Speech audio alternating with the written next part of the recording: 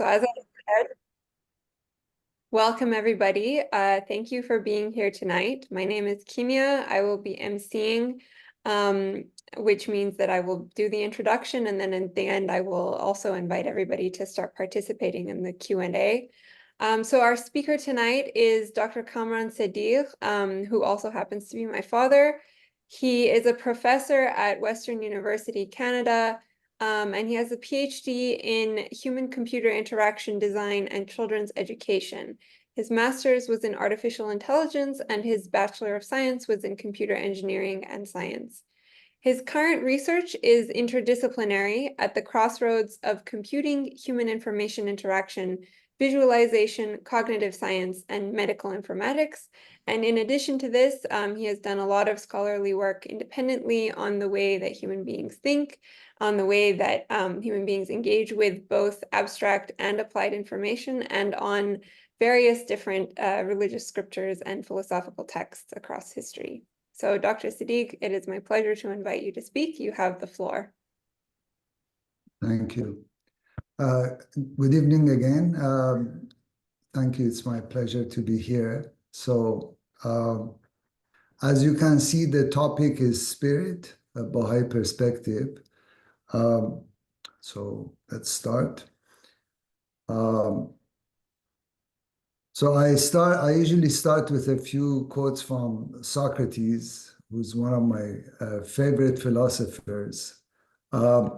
And for this particular topic, I thought we should start with the issue that we should ask a lot of questions about life and that we should wonder. So life is full of questions, and wonder is the beginning of wisdom, and true knowledge exists in knowing that we basically don't know anything. So with that in mind, now this presentation, I'm going to say something about the presentation and then we start. So human beings have been trying to understand the concept of spirit for ages. There are many debates about it. Many people think that it's a superstitious idea and that no such thing as spirit even exists. As we will see together, this is a vast and very challenging and inexhaustible topic to examine. We can spend months on it, and we're trying to do it in a very brief span of time. I have spent probably 30 years trying to understand this concept. It's very difficult. So understanding this concept is fundamental to a proper view of the totality of life and existence. So personally, I think it's the most important concept in life. And everything in life is related to this concept. Presentation is recorded, as you saw, so you can watch it later on if you like, because it's a very dense presentation. So preamble. First, importance of this concept in Bahá'í Scriptures. In the world of existence, there is nothing so important as spirit. And strive by day and by night and by day to unravel the mysteries of spirit. You will forgive me, I'm using two computers, so sometimes with my bad glasses, I have to look up and down, so I miss certain texts. There are more than 3,000 references to the term spirit in Bahá'í Scriptures. It is mysterious, and there is nothing as important as spirit in existence. And we are encouraged to unravel the mysteries of spirit. The next thing I want to do as a preamble is Bahá'í Scriptures' view on religion itself. So first of all, religion must be reasonable. If it does not square with reason, it is superstition and without foundation. Next, teach the truth and principles of divine religions to different nations as you're teaching mathematics. religion and science are intertwined with each other and cannot be separated. And finally, the faith of God is all-embracing in scope, broad in its outlook, and scientific in its method. So, religion, mathematics, and science are inseparable, and religion must be all-embracing in scope and systematic and scientific in method. So that's... The next one is principle of independent investigation of truth, which is the first principle of the Baha'i faith. And then this principle is defined as such: investigate and analyze the principles of the faith and to correlate them with the modern aspects of philosophy and science. Therein lies the very essence of the principle of independent investigation of truth. So fundamentally, not only independent investigation is the first principle, but it is defined as correlation of religious concepts and principles with modern aspects of science and philosophy. And correlate, of course, means establish a mutual relationship or connection between religious concepts here and principles of science and philosophy.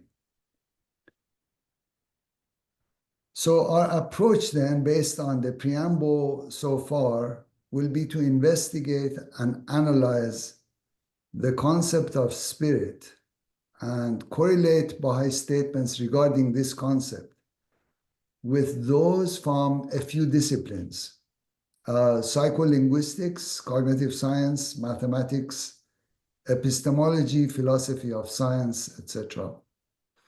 And what I will try to do is I will try to weave these a series of quotes from different sources to gradually help us with an understanding and appreciation of the profundity of the concept of spirit. It is a long presentation. When I started, I had something like 200 slides, and I had to keep cutting and changing and chopping to make it more manageable. So it needs focus, but it is rewarding. It's fascinating. So one has to be patient. It's not easy to understand if one is doing other things in the background. So this is not as you will see, this is not a talk, it's a presentation. And I usually put content in the foreground, and I try to be in the background. So you can refer to these quotes later again. And we will only examine two themes: language and mathematics. And as we integrate all these ideas, we will summarize them at the end. All red highlights are added by me to highlight fundamental concepts. And Sedig, my wife, will help with reading the passages so that you don't have to listen to my voice. Okay, so let's start with a general definition of spirit first. Spirit is the divine breath which animates and pervades all things. The essential reality is the spirit, the foundation is the spirit. And that's from Promulgation. Now, in order to start the discussion, let's see what each one of these words mean. So breath means life or life force, vital force. The Latin one is pneuma, and the Semitic word for it is nefesh or nafas. Animate means to bring to life. Pervade is to diffuse through or to flow through or to permeate.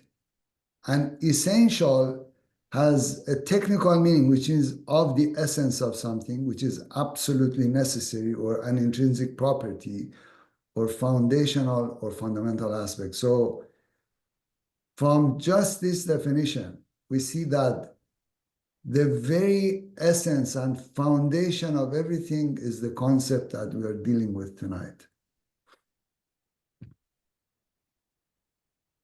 Okay, so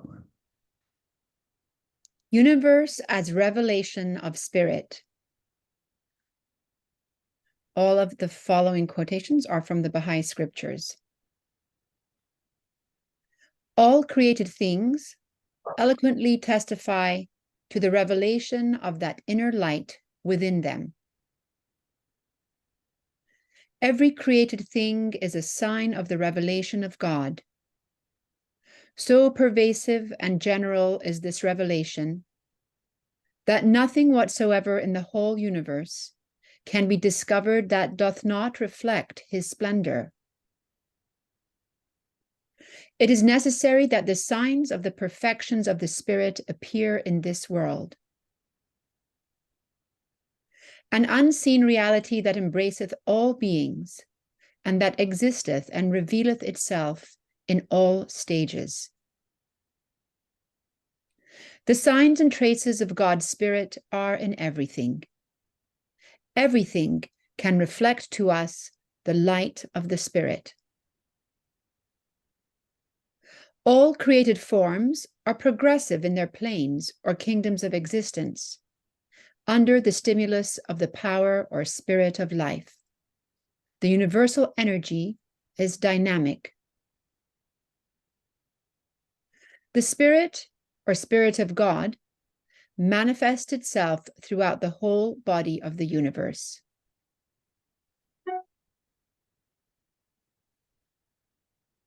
So spirit and the physical universe. The physical universe is in perfect correspondence with the spiritual or divine realm. The world of matter is an outer expression or facsimile of the inner kingdom of spirit. That's from promulgation. This material world is the mirror of the kingdom, and each of these worlds is in complete correspondence with the other. For the truth of all things is laid away in the treasuries of the kingdom. When the truth is manifested in the material world, the archetypes and realities of being attain realization. Now, this is going to be the heart of this discussion. So from this, the world of matter means material world or physical universe. Facsimile means copy. Archetype means pattern or model. Therefore, the physical world contains patterns and models of spirit, and its investigation may give us an understanding of what is meant by spirit. And this is also in the context of the universe as universal revelation of God or universal revelation of spirit. Okay, so we are going to start with a few concepts, and these are very important for an examination of spirit, so careful attention is needed.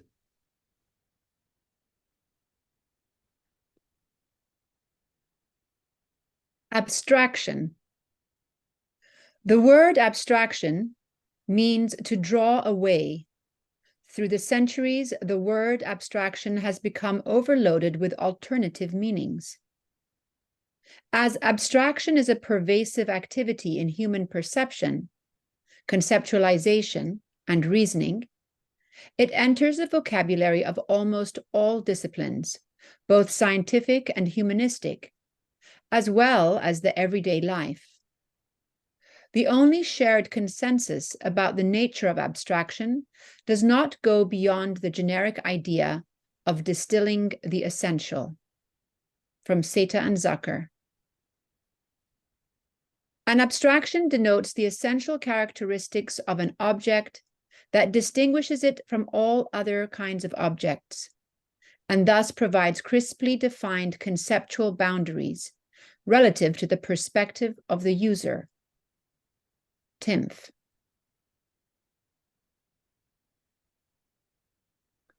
So abstract basically means to draw away. Abs means away, and tract means to pull.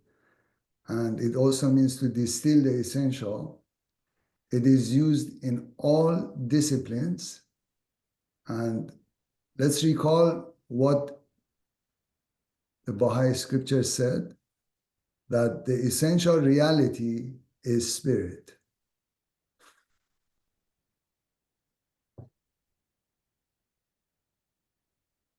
An abstraction is something you cannot put your hands on easily.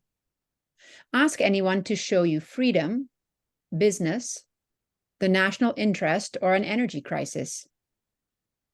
Someone explaining energy crisis, for example, might point to a block-long line at a gas station. But others might show you their fuel bills over the last few winters, or their new wood stoves. And that is just the point. An abstraction is an umbrella that can shelter a number of different examples. Fanstock and Secor.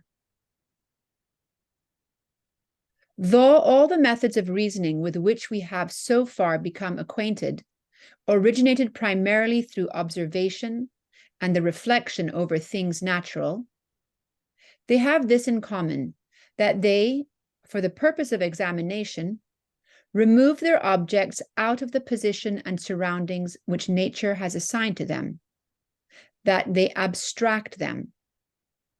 Feyerabend, Against Method. Okay, so it's also important to pay attention to the diversity of the references. And as you see, these are from diverse disciplines. So abstract entities are not tangible or sensible. You cannot put your hands on them. And there are umbrellas for many physical or concrete examples. All methods of human reasoning involve abstraction. All methods of abstraction.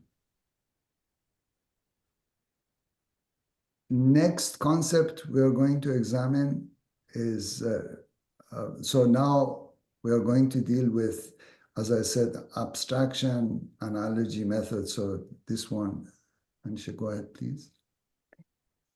Pattern, abstraction, and concept. Number captures some essential aspect of the world. You can call this aspect order, structure, pattern, or regularity. Number represents the intelligibility of the world, without which the very survival of an intelligent generalist species like our own would be impossible.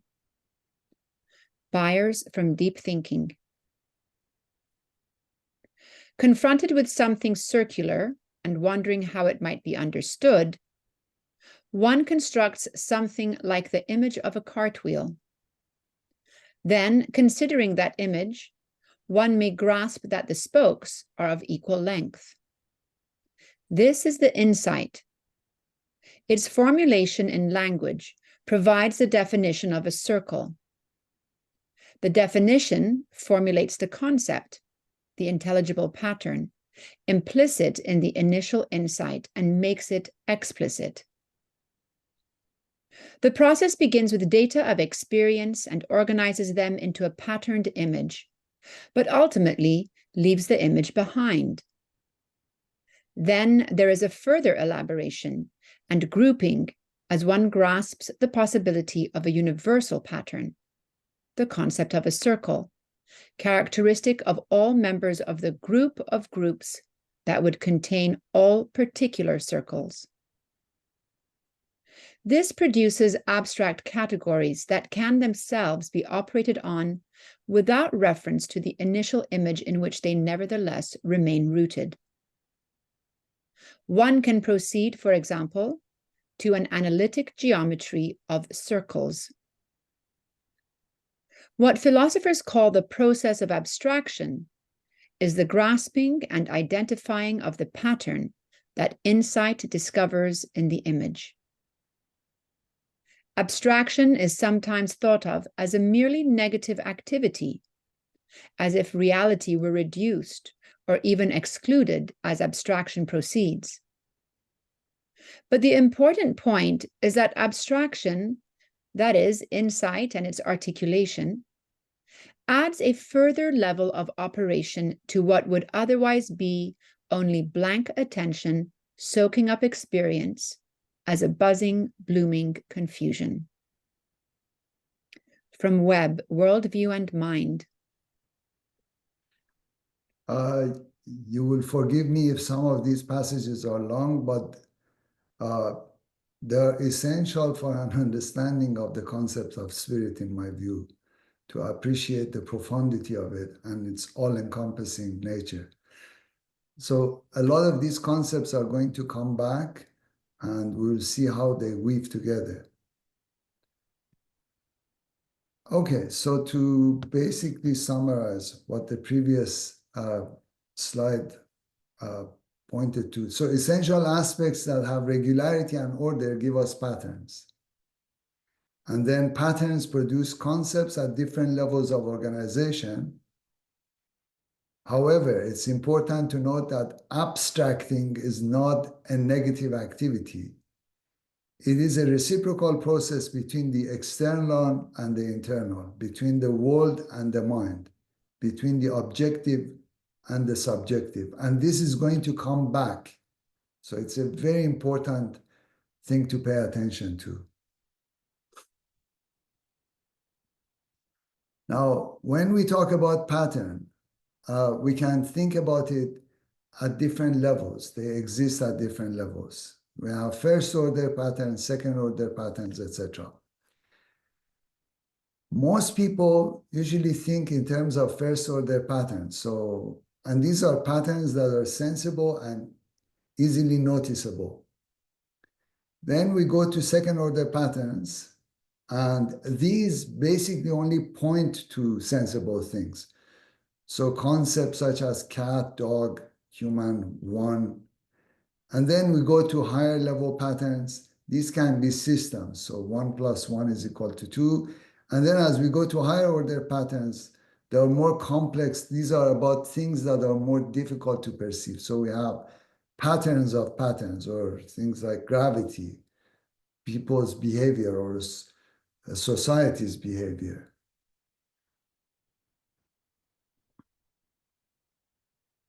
Pattern. What is the essence of pattern? As we stop to consider this most elementary notion, we shall discover that the essence of pattern is elusive.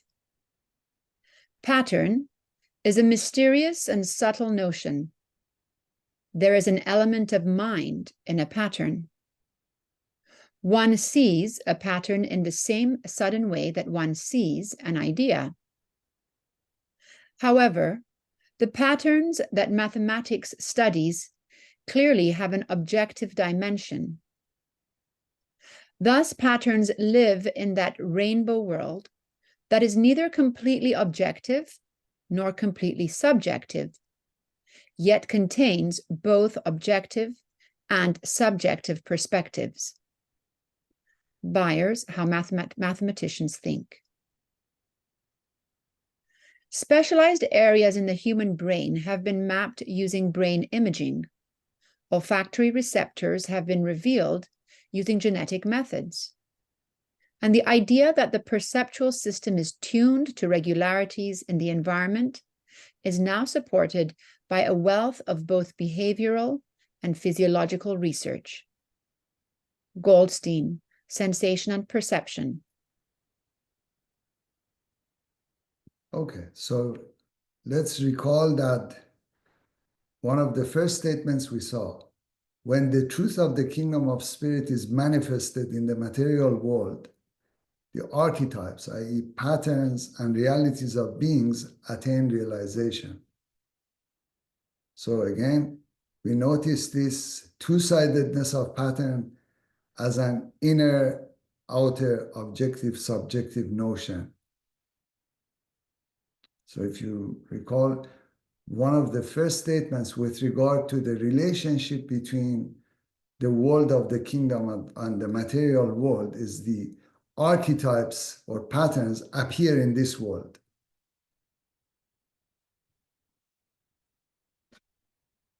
Models. Knowing reality means constructing systems of transformations that correspond more or less adequately to reality.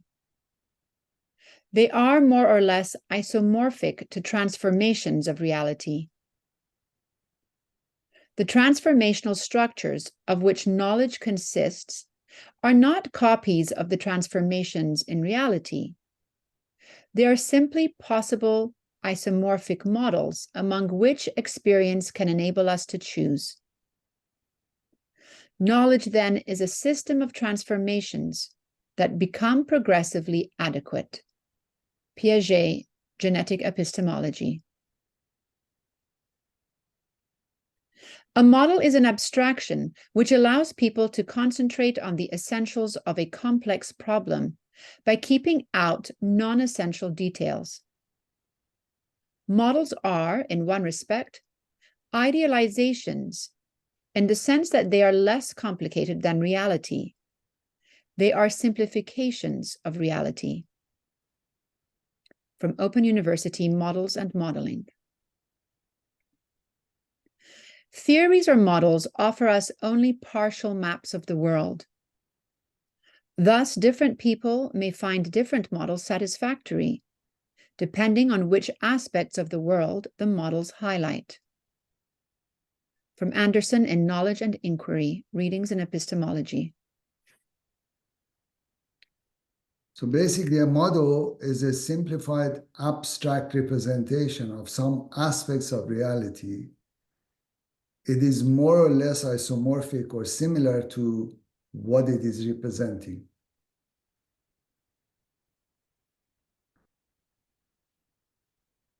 Models continued. Rules, concepts, formulae, equations, drawings, graphs, etc. model reality by simplifying that reality into elements, relationships, and properties or parameters that matter. Beware. A model does not equal reality. Looking at the complexity of reality leaves often no choice but simplification. Modeling implies both the simplification of reality to understand systems and their behavior, and the limitations of our contemporary knowledge. From Decker's Applied Systems Theory.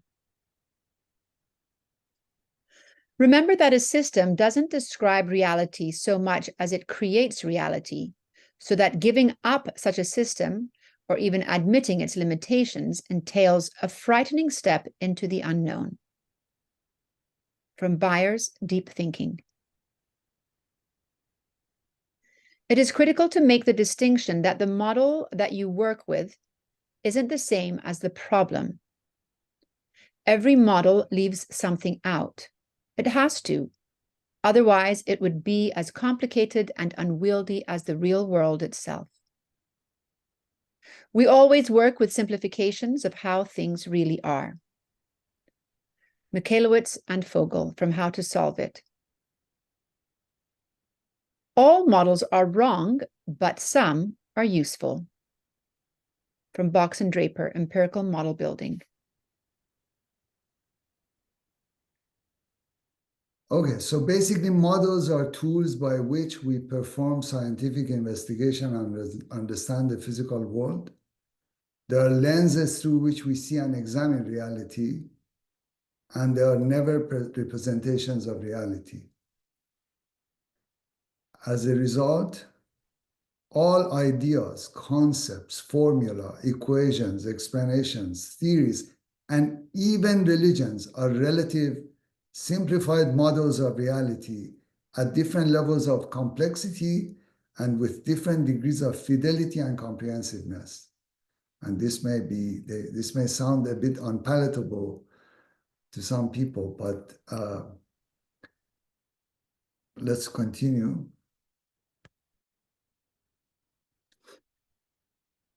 Similarity, analogy, metaphor, and thought. Where do new ideas come from? Many scientists and mathematicians respond to Many scientists and mathematicians respond that their ideas or solutions to problems come from recognizing analogies and metaphors drawn from different academic disciplines. In fact, it seems that the most common form of inference is made by noting similarities, analogies and metaphors, between two or more situations. Like hints, the analogy must be recognized as relevant in the problem being considered and then modified for the particular situation. Halpern, from Thought and Knowledge. Metaphor is a primary cognitive tool by which we make sense of the world. Marx Tarlow, in Psyche's Veil. Analogy is a kind of similarity in which the same system of relations holds across different objects. Analogies thus capture parallels across different situations. Analogy is ubiquitous in cognitive science. From Gentner, Analogy in a Companion to Cognitive Science.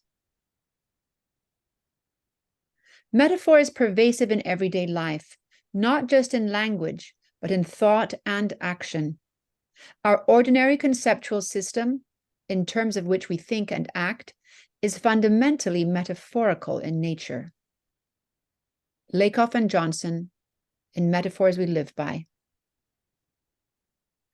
All reflection, thought, and criticism began in comparison, analogy, and metaphor. Metaphor is the root of reason, science, and art. From McRae, in The Body and Social Metaphor. Okay, so ideas, thoughts, and actions are fundamentally metaphoric, based on similarities in things, concepts, situations, events, structures, processes, domains, etc. And this idea will be central to an understanding of the concept of metaphor and the role that language plays in how spirit is modeled. Analogies and metaphors. Analogies can serve as mental models for understanding a new domain. For example, novices in electricity often reason about electric current using mental models based on analogies with water flow or with crowds of moving entities. These analogical mental models can be misleading as well as helpful. The core process in analogy is mapping, the process by which one case is used to explain and predict another. In mapping, a familiar situation, the base or source analog, provides a kind of model for making inferences about an unfamiliar situation, the target analog. Analogical processes are involved in using conceptual metaphors, such as love is a journey, or time is a commodity. Such metaphors perform a structuring role across different domains. From Gentner in Analogy in a Companion to Cognitive Science. Okay, so all of this has brought us to chapter 16 of Some Unanswered Questions. In our discussion, analogical and metaphoric processes involve mapping from a base or physical model to a target abstract reality. An example is we have the source, which is building, and the target would be argument. So your argument has a strong foundation, is a metaphoric statement. And so argument itself, being an abstract thing, is rooted in the concrete analogy of a building. Metaphors and physical things. The mind comprehendeth the abstract by the aid of the concrete. From Bahá'í Scriptures. Linguistic metaphors, for example, a long time, a high grade, a deep thought, show that many of our abstract ideas are structured in terms of a few simpler concepts grounded directly in perceptuo-motor experience. For example, experience with physical motion, force, and space. This idea is supported by an impressive body of linguistic theory and data. Metaphorics resemble something concrete in order to represent something abstract. For example, pantomiming a spherical shape to represent the idea of wholeness. People use physical space to represent abstract ideas that have no spatial instantiation in the world. For example, gesturing upward to indicate high intelligence. Casasanto and Lozano in Metaphors in the Mind and Hands. So metaphors use concrete, abstract things, example, objects and space, to help communicate abstract entities and ideas. And as you saw in one of the previous passages, these are invisible conceptual structures in the mind of human beings that a lot of human beings are not even aware that these are invisible structures. Understanding abstract reality. The life-giving wine of the mysteries of reality and understanding can be drunk from the illumined chalice of similes and the delicate goblet of metaphor by those who are athirst in the wilderness of confusion. This is from Bahá'í Scriptures, commentary on I Was a Hidden Treasure. In explaining intellectual realities, one is obliged to express them by sensible figures because in exterior existence, there is nothing that is not material. Therefore, to explain the reality of the spirit, its condition, its station, one is obliged to give explanations under the forms of sensible things, because in the external world, all that exists is sensible. The symbol of knowledge is light, and of ignorance, darkness. But reflect,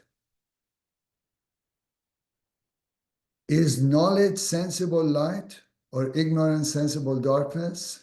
No, they are merely symbols. These are only intellectual states, but when you desire to express them outwardly, you call knowledge light and ignorance darkness. You say, my heart was gloomy and it became enlightened. Now, that light of knowledge and that darkness of ignorance are intellectual realities, not sensible ones. But when we seek for explanations in the external world, we are obliged to give them a sensible form. By Scripture, some answered questions. So, spirit then, being an abstract reality, can only be linguistically modeled using metaphors and analogies based on concrete, sensible things in the physical world.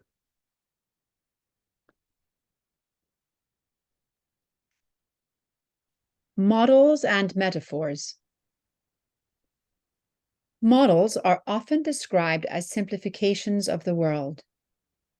They can be, but models can also take the form of analogies, or be fictional worlds mined for ideas and insights. The academic literature describes dozens of uses of models. Some uses include to reason, explain, design, communicate, act, predict, and explore. From Page, The Model Thinker. Models are metaphors that compare the object of their attention to something else that it resembles.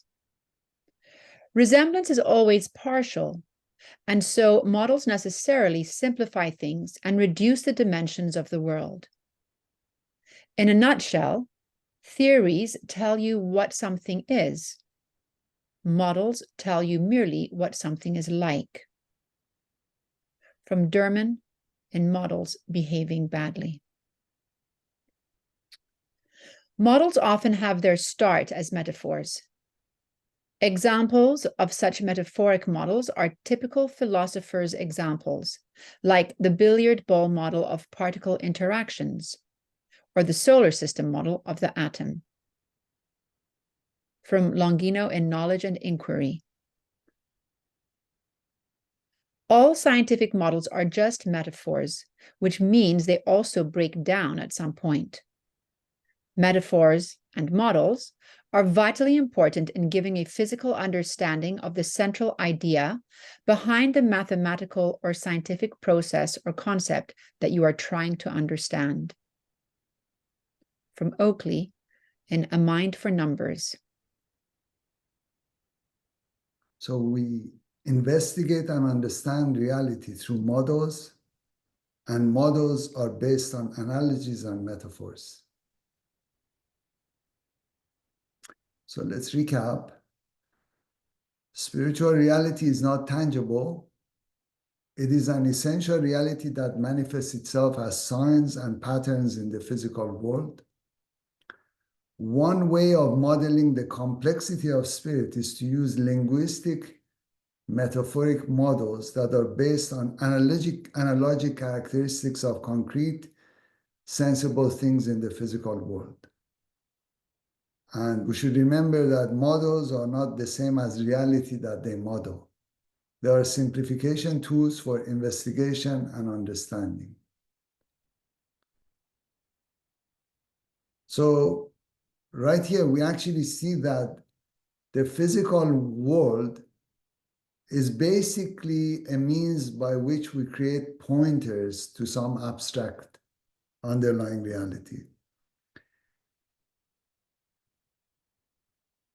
Metaphors and knowing.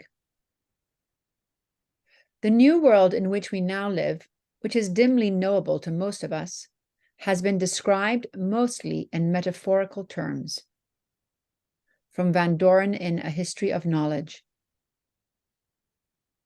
All the sounds that we hear are made by two things striking together. What would the sound be that is not made by two things striking together?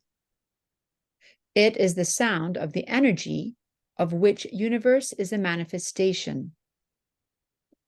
It is therefore antecedent to things. All is metaphoric of the mystery. Once you have got that point of all being metaphoric of the mystery, then these lower powers become spiritualized. Any idea, any concept, any name is a final obstacle. The one preached in the church, in any religion, is the final obstacle. From Joseph Campbell, a Joseph Campbell companion. Everything eternal is but a metaphor. From Nietzsche, Beyond Good and Evil.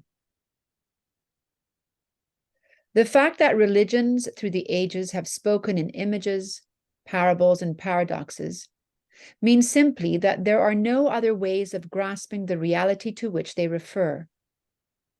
But that does not mean that it is not a genuine reality.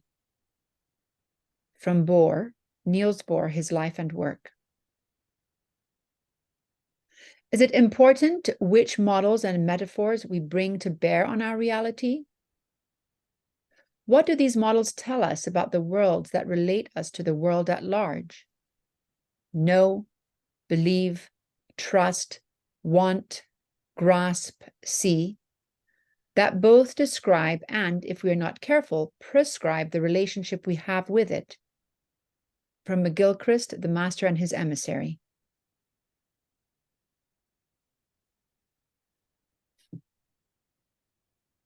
Spirit and metaphoric models. How great the multitude of truths which the garment of words can never contain. How vast the number of such verities as no expression can adequately describe, whose significance can never be unfolded, and to which not even the remotest allusions can be made. From the Bahá'í Scriptures.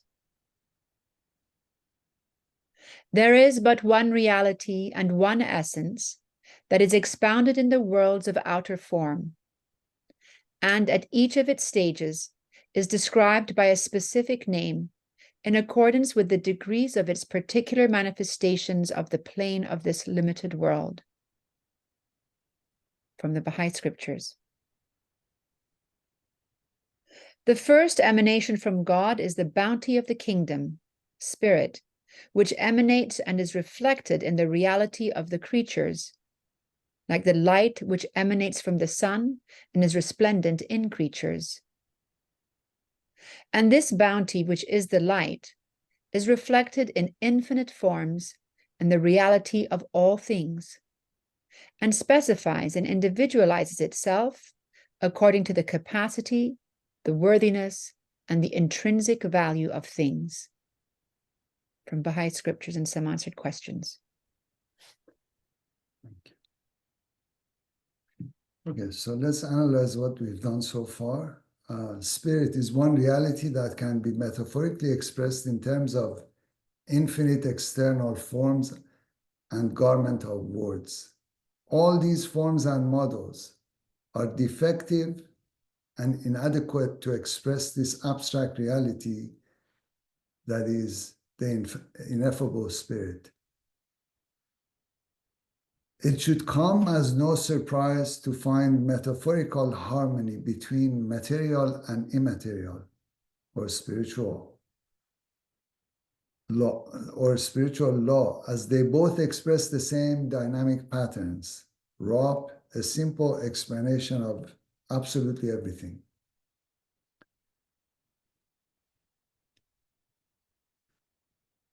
So metaphoric models of spirit. The spirit is as one great ocean, and the waves thereof are the souls of men. In the world of spirit, there is no retrogression. The greatest power in the realm and range of human existence is spirit. Spirit is the tree, and the mind is the fruit, and shall be nourished by the fruits of the spirit. So we notice in these passages, spirit is metaphorically modeled as ocean, which is space, as world, which is space, as tree, which is an object, as fruit, which is an object, and as power, which is a form of energy. Continuing with metaphoric models of spirit in the Bahá'í Scriptures. The spirit is the bounty of God. Souls are like unto mirrors, and the bounty of God is like unto the sun. The spirit of might and power was breathed. Spirit, the divine breath which animates and pervades all things. So here in these passages, spirit is metaphorically modeled as bounty, sun, and breath. Now, I have put a list of a few of these other metaphoric models of spirit in Bahá'í Scriptures to draw a conclusion. More metaphoric models of spirit in Bahá'í Scriptures. World or realm of spirit. Kingdom of spirit. Unfurl the sail of the spirit. Born of the spirit. Fragrance of the spirit. Movement of the spirit. Growth of the spirit. Light of the spirit shines. Enlightenment of the spirit. Power of the spirit. Confirmations of the spirit. Life of the spirit. Appearance of the spirit. Action of the spirit. Breath of the Holy Spirit. Burnish of the spirit. Magnet of the Holy Spirit. Garden of the spirit. Spirit is as one great ocean. Aspects of the spirit.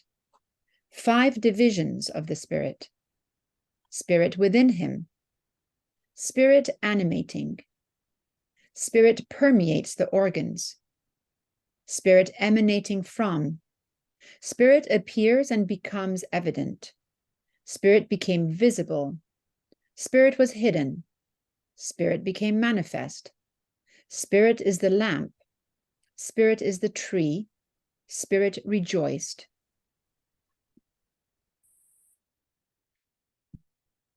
Okay, this is a long passage, but it is very important. Anisha? Abstract entities. Think of a number, any number, or properties like fragility and humanity. These and other abstract entities are radically different from concrete entities like electrons and elbows.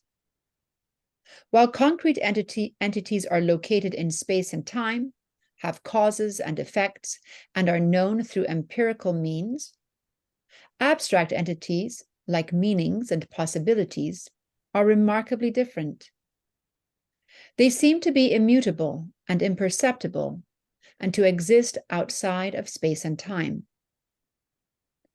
Our thought and talk seem steeped in abstract entities. For example, we know that 3 is a prime number. We also know that the Pythagorean theorem is true, and that patience is a virtue. In each of these cases, our knowledge seems to have a subject matter, and that subject matter seems to be independent from concrete reality. So when we correctly believe that the Pythagorean theorem is true, or errantly believe that 4 is a prime number, we get things right or wrong to the extent our beliefs accurately represent a mind-independent abstract realm that is no less real or objective than the concrete realm of pancakes and potholes. Any effort to reinterpret our familiar thought and talk about abstract entities solely in terms of concrete entities is doomed.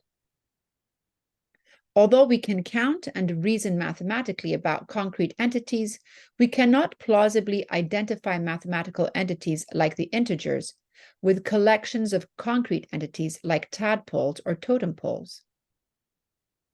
For even if we had sufficiently many tadpoles and totem poles, such entities, unlike the natural numbers, eventually perish or topple over. Similarly, it seems that the Pythagorean theorem would be true even if there were no tadpoles, totem poles, or perhaps no concrete entities whatsoever. Doing away with abstract entities like numbers, properties, and propositions is a mistaken one, and will inevitably distort or undermine the content and objectivity of our discourse about mathematics, meaning, and other subject matters tied to the abstract realm. From Cowling in Abstract Entities. This is a very important slide, so hopefully it will become clear as we go through the rest of this presentation. So abstraction and abstract entities. Abstraction can refer to space, which contains entities, or entities themselves. Abstract entities, such as numbers and souls, do exist, but outside of time and space. They exist in a mind-independent abstraction realm. And we should recall this objective-subjective aspect of abstract reality, such as patterns and ideas. Because many people, if they don't think about this concept of abstraction, it's very difficult, and it's usually people who don't reflect upon the nature of math. And I'm not talking about doing procedural math, but the philosophy of math. So this idea is so closely related to the concept of spirit that I don't know how to emphasize it.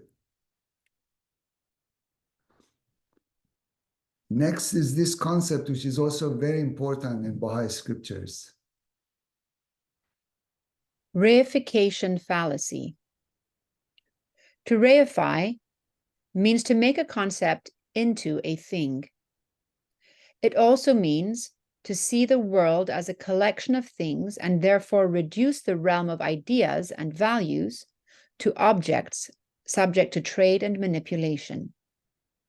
From Corda in A Mind at Work. This fallacy occurs when an abstraction is assumed to be a real concrete entity, and a conclusion is drawn from this assumption. From Labossière, 76 Fallacies. The abstraction is reified, the concept becomes a thing out there. From McGilchrist, The Master and His Emissary. It is tempting but misleading to regard abstract concepts as if they were concrete objects. We are also subject to committing errors of reification when it comes to creating, testing, and evaluating certain types of theories. It is an error of reification to treat a theoretical construct, mental, as if it were a concrete event, physical. From Levi, Tools for Critical Thinking.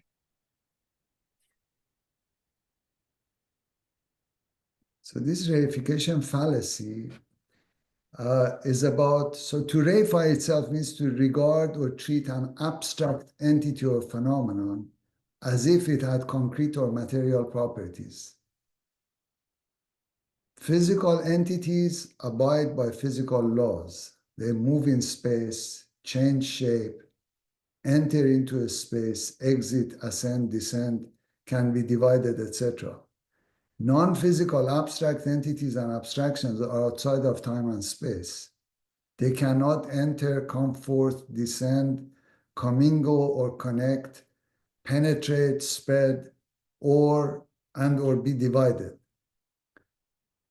If we are not on our guard, our thoughts have a tendency to play tricks on us and reify abstractions because we use physically based surrogate metaphors. You notice that in order to talk about any abstraction, we need metaphors that are based on physical things. So then our thoughts can play tricks on us. It is also a reification error to think that we can verify spirit using physical and empirical instrumentations, which is what many people make. Many scientists make this reification error. Metaphoric models and reifications now addressed in the Bahá'í Scriptures. The Spirit's passage and movement through the conditions of existence will be the means of its acquiring perfections. Entrance and exit, descent and ascent, are characteristics of bodies and not of spirits. The kingdom is not a material place. It is sanctified from time and place. To be limited to place is a property of bodies, not of spirits. Place and time surround the body, not spirit. The spirit has no place. It is placeless. Spirit is abstracted and sanctified from all things. For entrance and departure, ascent and descent, union and separation are the properties of material beings and not of the spirit. Inhale then the sweet savors of the spirit from the garment of hidden meanings.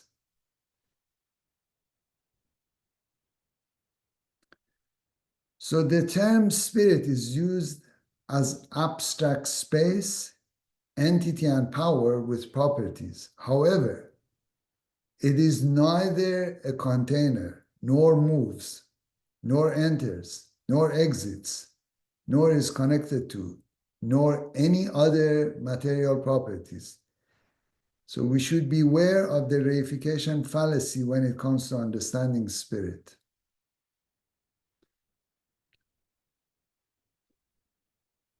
Reification. The corporeal comes thus to be conceived as an epiphenomenon of the physical, notwithstanding the fact that this presumed epiphenomenon proves to be scientifically incomprehensible. For indeed, if it were not, it would ipso facto reduce to the physical. It is moreover worth noting that the claim of physical primacy is itself opposed to the canons of scientific empiricism, and thus to the dominant trend in the philosophy of science, which is epistemological in its fundamental principles. An empiricism, namely, which insists upon the primacy of scientific observation, of controlled sense experience, one can say. The claim of physical primacy stands thus actually in contradiction to the philosophic foundations upon which physics itself is based. It was Niels Bohr, and not his realist opponents, who accords with these founding principles when he declares, quote, "There is no quantum world, there's only a quantum description." One can hardly affirm physical primacy without reifying the physical by endowing it with corporeal attributes. A fundamental particle, thus, comes to be endowed with a shape and position befitting a marble or billiard ball, contrary to what quantum theory permits us to conceive. In a word, in attributing primacy to these putative particles, we spuriously corporealize them, a fact which in its own way affirms again the primacy of the corporeal. As Heisenberg has noted, fundamental particles are not, strictly speaking, things, but constitute a strange kind of physical entity midway between possibility and reality. To think of these so-called particles as things, and indeed as the primary things no less, that surely is naive, to say the least. From Smith in Ancient Wisdom and Modern Misconceptions.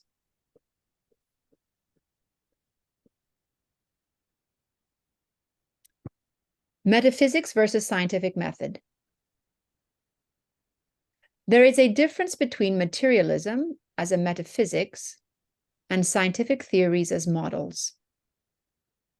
Many people, including many scientists, easily confuse the two, mistakenly construing the empirical evidence collected from nature through the scientific method to lend direct support to the materialist metaphysics. Empirical data proves the models of science under certain conditions, not the metaphysical interpretation of such models. Capturing the observable patterns and regularities of the elements of reality relative to each other is an empirical and scientific question. But pondering about the fundamental nature of these elements is not. It is a philosophical question. The problem is that in recent decades, scientists who have little or no understanding of philosophy have begun to believe that science alone can replace philosophy. This dangerous combination of ignorance and hubris has done our culture an enormous disservice, which was exacerbated by the fact that scientists are overrepresented in our society's acknowledged intellectual elite. From Kastrup in Why Materialism is Baloney. The essence of existence is a spiritual reality because invisible forces of the spirit are the origin of matter and the foundation thereof. From Bahá'í Scriptures.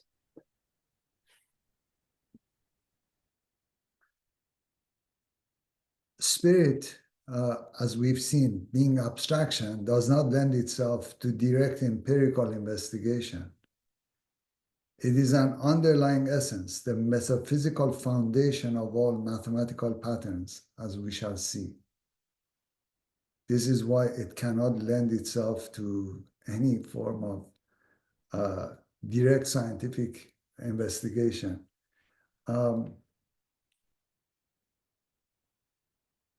will forgive me, I burned myself. I drank something and I burned my throat. So now we move to the next theme, which is mathematics and the universe. This is going to be shorter than the previous one. The linguistic modeling part of it had to be broader, and then many of those concepts come into mathematics. Everything is mathematics. That's from Plato, Greek philosopher. Mathematics is the language with which God wrote the universe. That's Galileo, Italian scientist.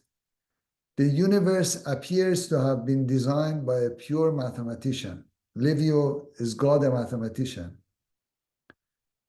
How is it possible that mathematics, a product of human thought that is independent of experience, fits so excellently the objects of the physical reality? Stuart, that is, this passage is from Einstein, quoted in Calculating the Cosmos, How Mathematics Unveils the Universe. The laws of spiritual science are as exact as those of mathematics. That is from Bahá'í Scriptures, Abdul Baha Paris Table Talks. So let's again recall, the physical universe is in perfect correspondence with the spiritual or divine realm. The world of matter is an outer expression or facsimile of the inner kingdom of spirit. So in that sense, then, mathematics can help us with our investigation of the concept of spirit, or what spirit is.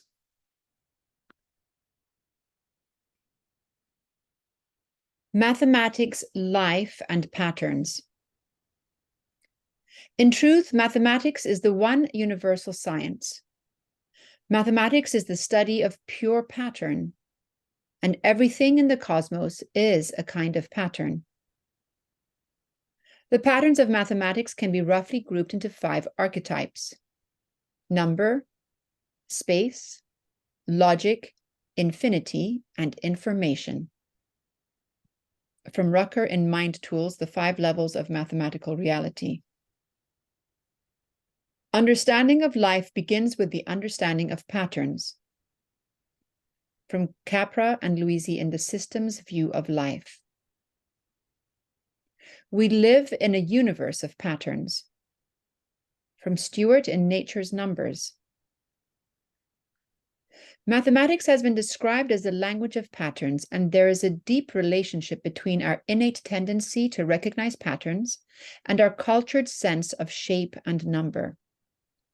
Long before we developed proper number words, ancient peoples must have recognized the reality of patterns and explored some formal constraints. People have been exploring patterns for tens of thousands of years. From Heaton, A Brief History of Mathematical Thought. So everything in life is some kind of pattern that can be studied, and we have an inner tendency to work with and recognize patterns, and mathematics studies pure patterns. Mathematics, patterns, models, science, and the physical world. Mathematics is the foundation of all exact knowledge of natural phenomena. One can justifiably add that for many vital phenomena, mathematics provides the only knowledge we have. In fact, some sciences are made up solely of a collection of mathematical theories adorned with a few physical facts. From Klein in Mathematics in the Search for Knowledge. Many people over the centuries have been astounded by the fact that scientific laws are mathematical in form, as what does pure thought have to do with messy contingent reality? The extraordinary success of the scientific enterprise is indeed remarkable, but the fact that science tends to become mathematical is not so surprising if we think that mathematics is the language of patterns, while the job of a scientist is to try and identify regularities or patterns. Biologists, medical researchers, physicists, engineers, economists, social scientists, and many other people make progress in their chosen field by constructing mathematical models. A mathematical model is a logical machine for converting assumptions into conclusions, and it is a striking fact that seemingly esoteric forms of mathematics have enabled countless insights into important empirical events. Mathematical models are simplifications, not the complete truth, but in many cases we can use them to obtain answers about what will happen in the physical world. From Heaton, A Brief History of Mathematical Thought. So mathematics, again, is the language of pure abstract patterns, and science is investigation of natural patterns. Scientific laws are expressed using mathematical models, which are simplifications of reality.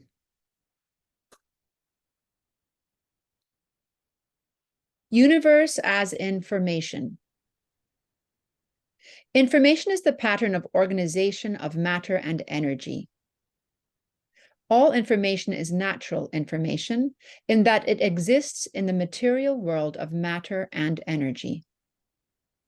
Represented information is natural information that is encoded or embodied.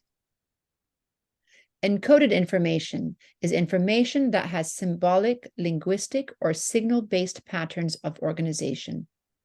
From Bates in Fundamental Forms of Information. Digital physics studies the universe with physics based on information. A universe based on information implicates concomitant concepts to form the foundational apparatus for theorization about the function of matter in its motion through space-time. Information emerges from some ground state, a relation. In this, the perspective delineated by digital physics means one particular ground of being or existence, associated with ontology, described best as an ontology of relation or a relational ontology. Such a relational ontology means the provision of information from the contents of the universe with processes internal to the universe devoted to the management of information, and hence, the information-based view of the universe forms a computational model where the informational ground of being means a computable function, or even further, a computable universe, in part or whole. Jacobson in An Introduction to Informational Cosmology. Okay, so universe is based on information, i.e. patterns of organization of matter and energy, and information itself is represented in different forms: symbolic, linguistic, and or physical, and more. Okay, so now let's go to the 5 foundational patterns of mathematics. Now, you don't need to know mathematics to understand this, but this is important for an appreciation of the profundity of the concept of spirit. So there are basically 5 universal patterns on which all mathematics is based. One is number, which suggests discreteness, separateness, and individualness. Second one is space, which suggests continuousness, uninterruptedness, oneness, wholeness, and geometry comes from this. Third is logic, which deals with relatedness or connectedness or association. 4 is infinity. It deals with endlessness, limitless. And finally, information, which deals with matter and energy or reality. Now, let's focus on 4 of these mathematical patterns. So we have number, which gives us distinctions, fragmentation, names and labels, many and multiple. We get arithmetic from this, which is about patterns of numbers. Quantity, digital parts. Space gives us smoothness, continuousness, oneness, unity, whole, geometry, which is patterns of space and shape, analog. Logic is about relatedness, linear reasoning, cause effect. It connects pieces of information. It connects number or many to one or wholeness. So that gives us algebra. And finally, infinity, which deals with endlessness, eternity, infinitesimal, and it connects number to space, which gives us calculus. So differentiation and integration are the connecting of number and space through this pattern of infinity. So basically, we use these lenses then to examine reality or nature or information, and we construct all kinds of models based on these basic patterns. Our understanding then depends on the patterns we use. All of these are complementary. All the patterns are needed to examine reality. Reality is the harmony among all these views. So for now, that's all we need to know about these mathematical patterns. Now let's go to the concept of spirit in Baha'i Scriptures. Spirit in Baha'i Scriptures. There is but one reality and one essence that is expounded in the worlds of outer form, and at each of its stages is described by a specific name in accordance with the degrees of its particular manifestations of the plane of this limited world. The first emanation from God is the bounty of the kingdom, spirit, which emanates and is reflected in the reality of the creatures, like the light which emanates from the sun and is resplendent in creatures. And this bounty is reflected in infinite forms in the reality of all things, and specifies and individualizes itself according to the capacity, the worthiness, and the intrinsic value of things. This material world has an outward appearance, as it has also an inner reality. All things are interlinked in a chain leading to spirituality and ultimately ending in abstract realities. Material elements have grouped together in infinite variety and endless forms. Consider the world of created beings, how varied and diverse they are in species, yet with one sole origin. All the differences that appear are those of outward form and color. This diversity of type is apparent throughout the whole of nature. Okay, so let's see if these mathematical patterns appear in Baha'i Scriptures. So essence or light suggests the information pattern, which is the underlying abstract reality. The whole world is the space pattern, wholeness, oneness, or continuousness. Individual things, that is the number pattern, which gives us variety, diversity, or multiplicity. Interconnected is the logic pattern, connections, relations, or cause-effect. And endless forms suggest infinity pattern. So we see all these 5 basic mathematical patterns appear in the description of spirit in Baha'i Scriptures. Let's do another correlation. This bounty is reflected in infinite forms in the reality of all things and specifies and individualizes itself according to the capacity, the worthiness, and the intrinsic value of things. Next is a passage from McGilchrist, The Matter with Things, and we need to pay close attention to what he says here. potential is not simply all the things that never happened, a ghostly penumbra around the actual. The actual is the limit case of the potential, which is equally real.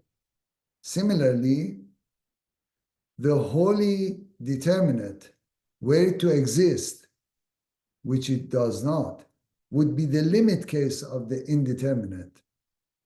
Straight lines, in as much as they can be said to exist at all, do so as the limit case of curves, which constitute all the lines in nature.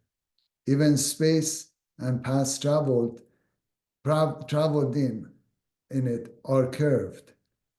Linearity is the limit case of non-linearity and can be approximated only by taking ever narrower views of an infinitely complex picture. The discontinuous,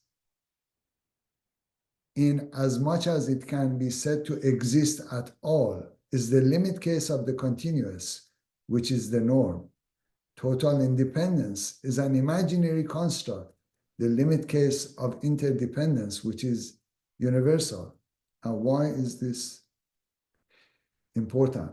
So we noticed that the space pattern and the number patterns are connected.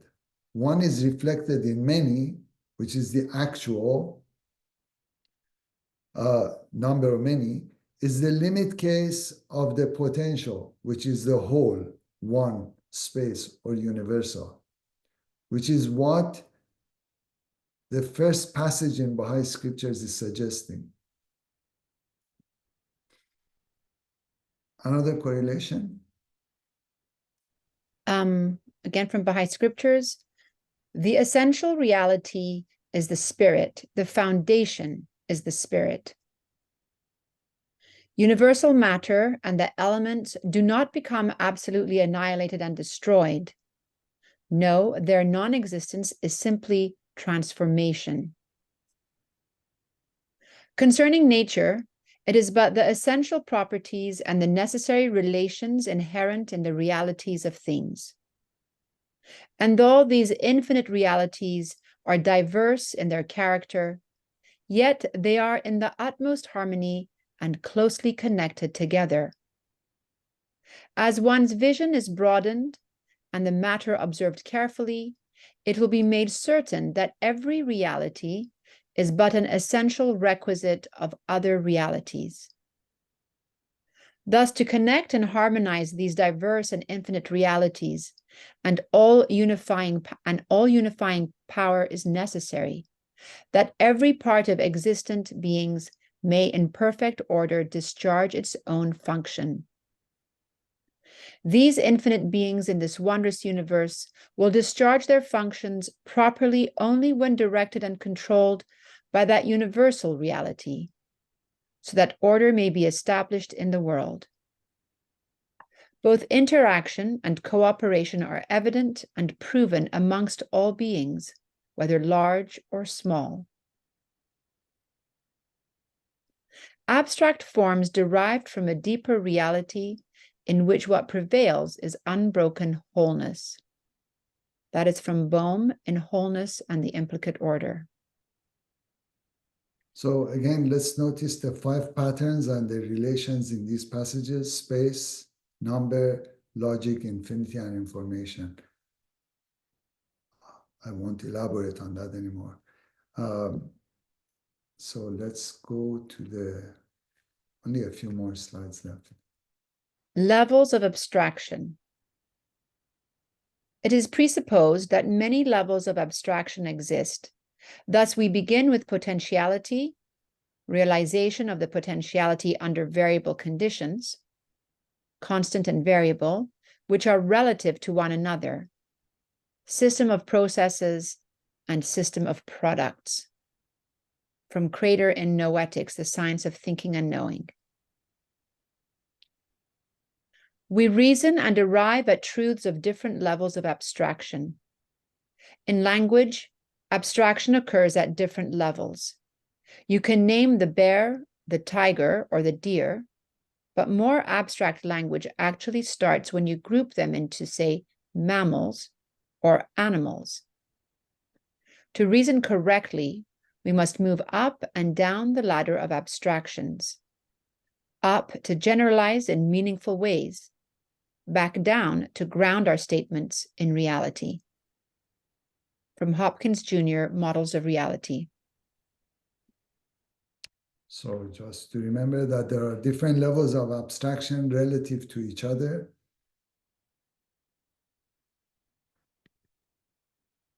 Spirit as levels of abstraction. The world of existence is a single world, although its stations are various and distinct. The spirit possesses various grades and stations. The spirit radiates in all the realms of nature according to the receptive degree.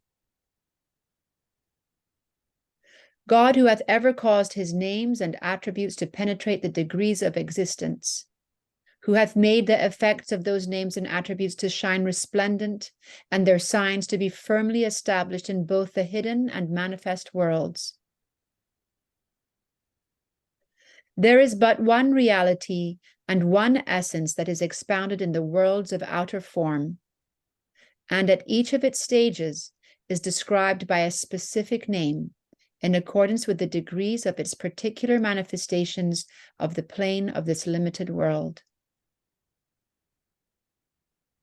All existing phenomena may be resolved into grades or kingdoms, classified progressively as mineral, vegetable, animal, and human, each of which possesses its degree of function and intelligence. All the quotes from Bahá'í Scriptures. Continuing with spirit as levels of abstraction. Spirit hath illimitable stations and innumerable conditions or degrees. But in the world of existence, they are generally limited and enumerated as the cohesive mineral, the growing vegetable, the sensible animal, the mortal human, the abased soul, the self-accusing soul, the inspired soul, the assured soul, the contented soul, the approved soul, the perfect soul, the soul of the kingdom, the soul of the dominion, and the divine soul. It is evident that the spirit manifests different aspects and traverses various contrasting and endless grades or stations. Spirit is manifested throughout creation in different degrees or kingdoms. Virtues and powers of each degree or kingdom. In the degree of the mineral, it possessed mineral affinities. In the kingdom of the vegetable, it manifested the virtue augmentative or power of growth. In the animal organism, it reflected the intelligence of that degree. And in the kingdom of man, it was qualified with human attributes or virtues. All of these from the Bahá'í Scriptures. Okay, now this gets trickier because we have these qualifiers that seem to be metaphoric structures themselves with different degrees of fidelity with respect to different powers of the spirit.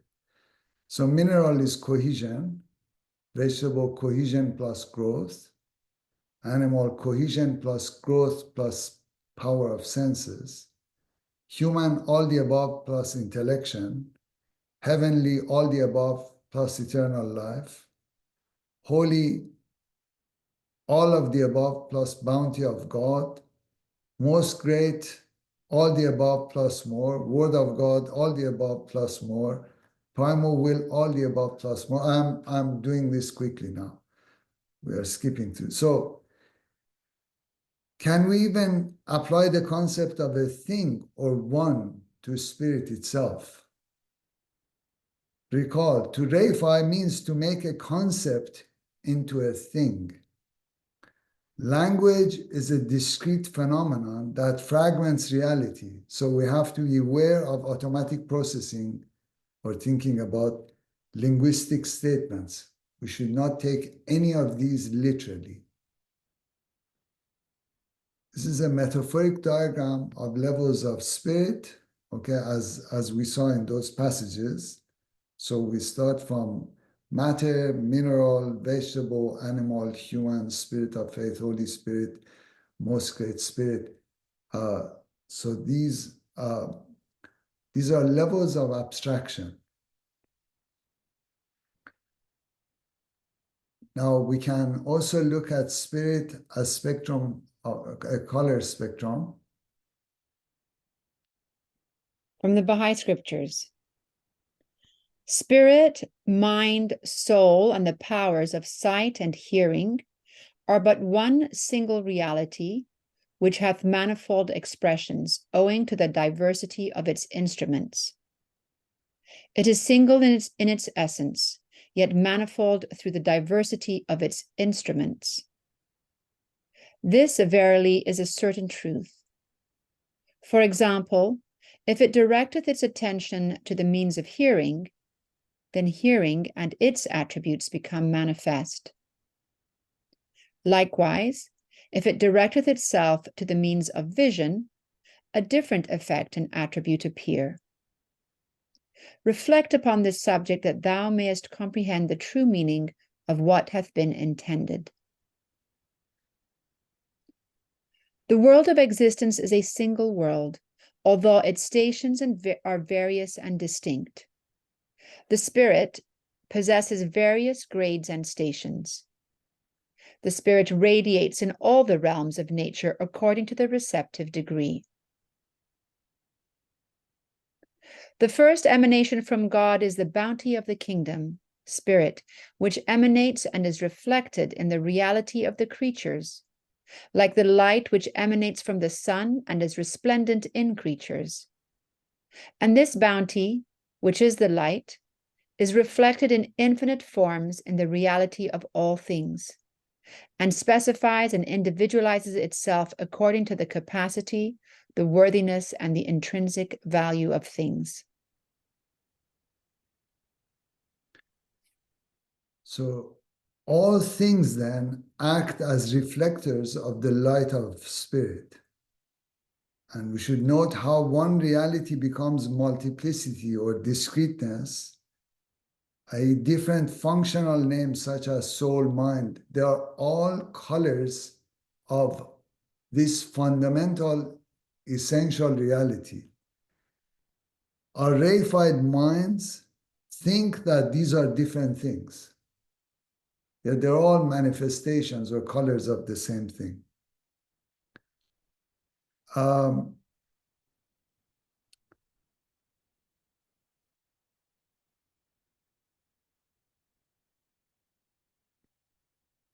Should I go ahead?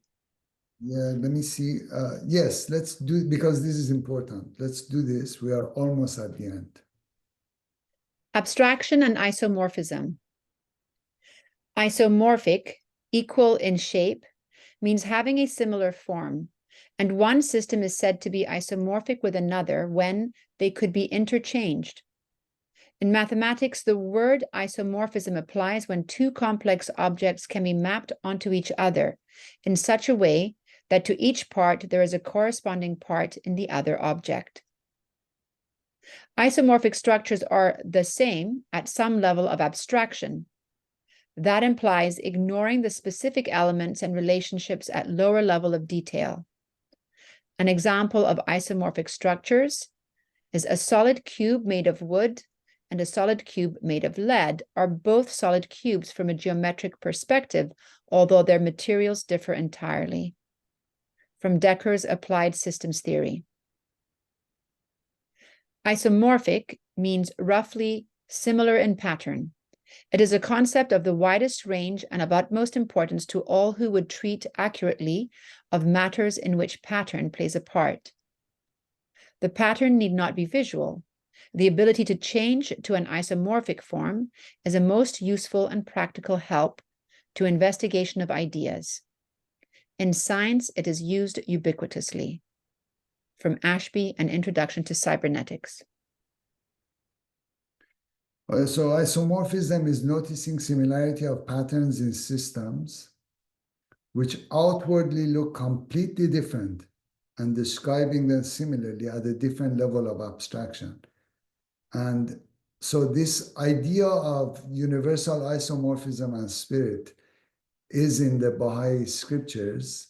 You can read this yourself. I showed this at the very beginning, that the light of God manifests itself in the totality of the universe. So what is the implication of this? Abstraction, analogy, metaphor, isomorphism, all of them exist because of spirit, which is the inner light within all things. Spirit suggests isomorphism in phenomena at different degrees, grades, or levels. So in that sense, I mean, I'm referring to the second passage here, one can actually see that spirit creates self-similar fractal patterns in existence. This is the last slide before conclusions. So Andisha can read this. Spirit and zero. Zero is in the mind, but not in the sensory world. We derive all the counting numbers from zero, from nothing. It unifies the entire picture. From Kaplan, the mind-bendy weirdness of the number zero explained. If you look at zero, you see nothing. But look through it, and you will see the world. For zero brings into focus the great organic sprawl of mathematics. We can try to call up the spirit of numbers by naming them, but they remain as elusive as ever, with the will-o'-the-wisp of zero dancing them away. Zero is the primary and eternal act, endlessly positioning itself. So God is zero, and zero is infinite intensity. But man is the whole of arithmetic, the whole of mathematics. Therefore, life is only a mathematical problem. It ascends ever higher to man at last. God is infinite intensity, but man is infinite extensivity. From Kaplan, The Nothing That Is, A Natural History of Zero. Thank you.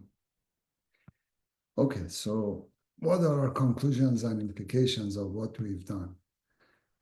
We've covered some aspects of the concept of spirit, but it's only a very small corner of the concept.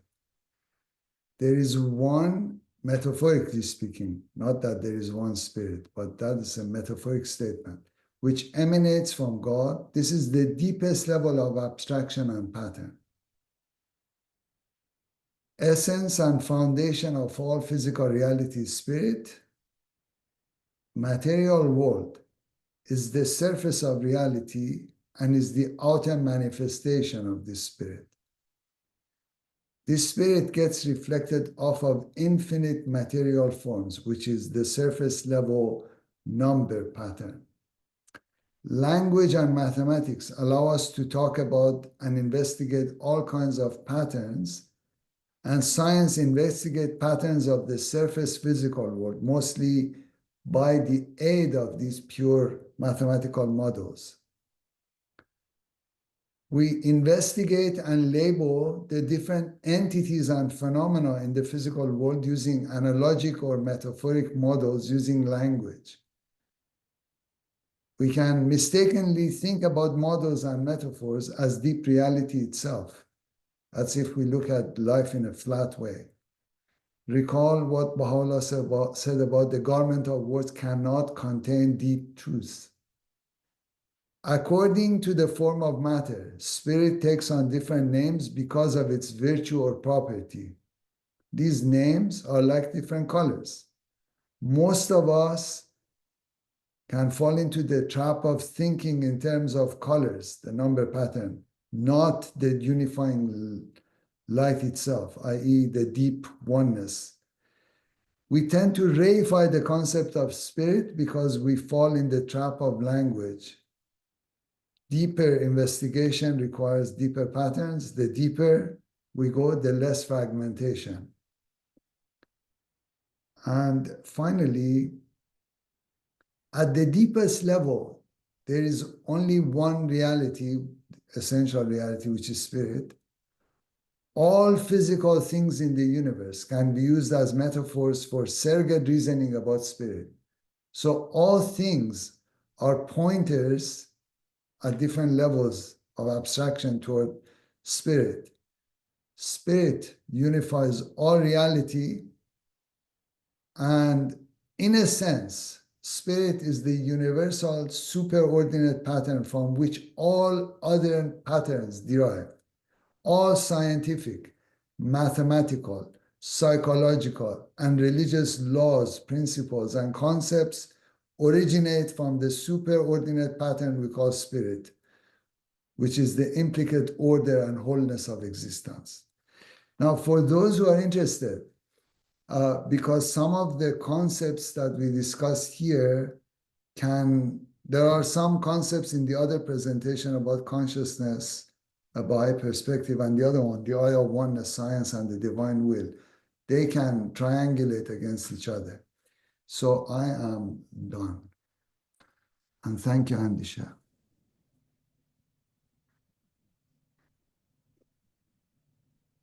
Going to exit this. Thank you to our great speaker. I believe I am now supposed to open the floor to questions.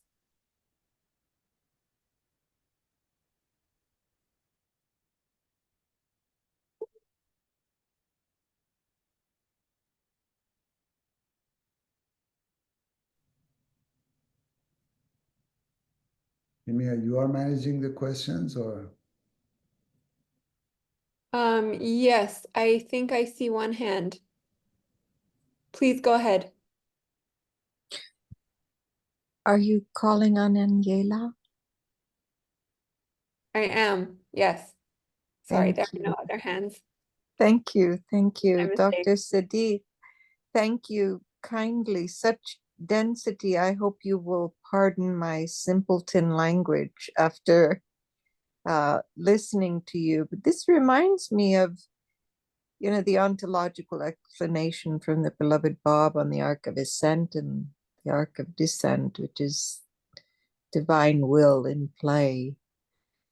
I suppose what I want to say is that religion it's mystical, it's mysterious, and it appeals to the highest sense of logic that we can move towards. And thank God we have 500,000 years with this logic.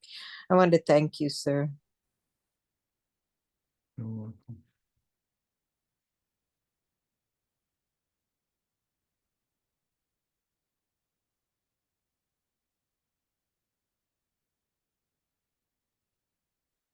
I think there was a question much earlier on in the chat, just one of them from Robert Mostrevzadeh. You might want to just take a quick peek at that. Oh, sorry, I did not realize there was a chat.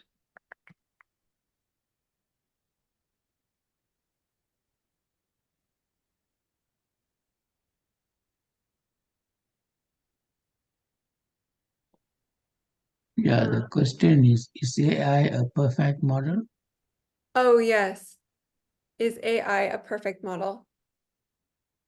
May I suggest we first focus on the concept of spirit, and then if there are no more questions, then we'll go to AI.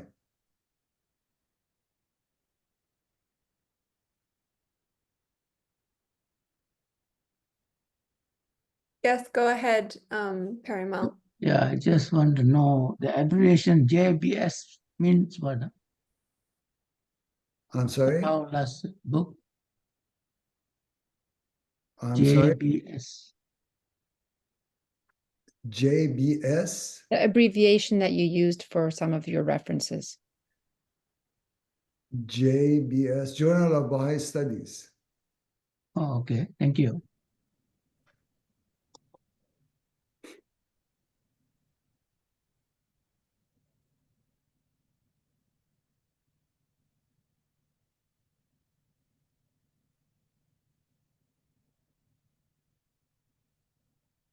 So if there are no, oh, Yes, Clover? Is that a hand? Yeah. Go ahead. Hi. I thank you for the delivery of the word. I was just trying to make sense of everything that was delivered. Very interesting. So I was trying to sum it up from my understanding as you delivered. So it's like math is everywhere in all our being. There's math in our houses, at work, on the street, everywhere there's math. Math determines whatever goes on. So the capacity of a spirit can be seen in math. Therefore, we can conclude that the spirit is infinite, right? So spirit is the abstraction, the underlying essence, from which all things originate. Now, because everything originates, and then as it specializes itself, as it becomes individualized, then at different levels of abstraction, mathematics, depends on, what people understand from mathematics. I am of the belief that mathematics is discovered, but there are some people who think mathematics is invented. Okay. Now, one of the reasons I put that slide about abstract entities, about prime numbers, etc., is that mathematics exists independent of human mind, and there is tremendous evidence for that. So in that sense, then it is discovered. And we have these built-in mechanisms to discover patterns.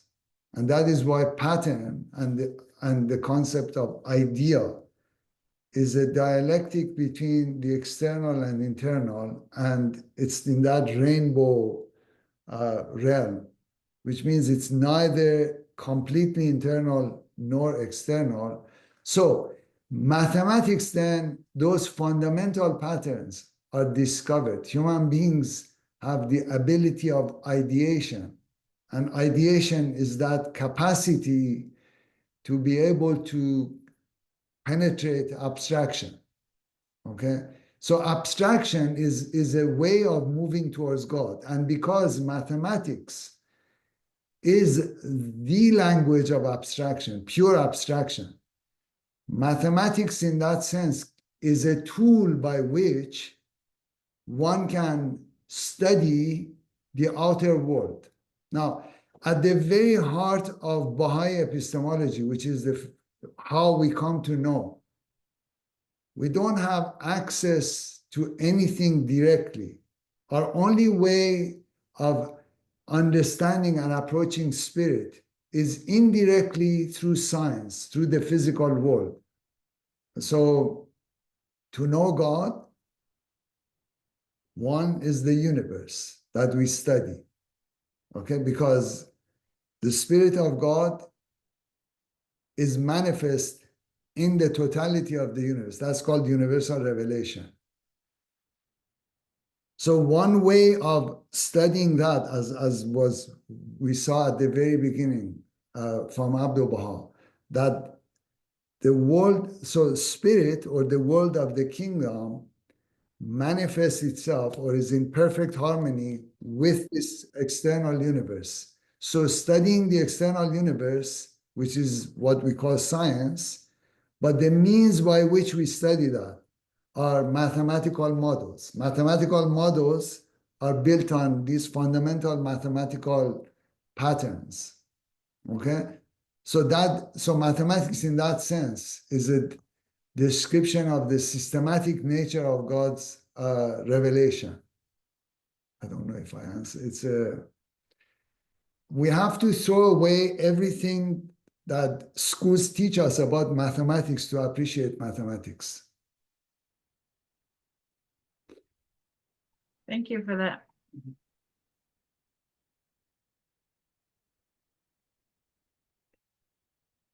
Go ahead, Robert. Okay, well, thank you. Since no one else is asking questions, I'll ask a question. Thank you very much, Dr. Sedig.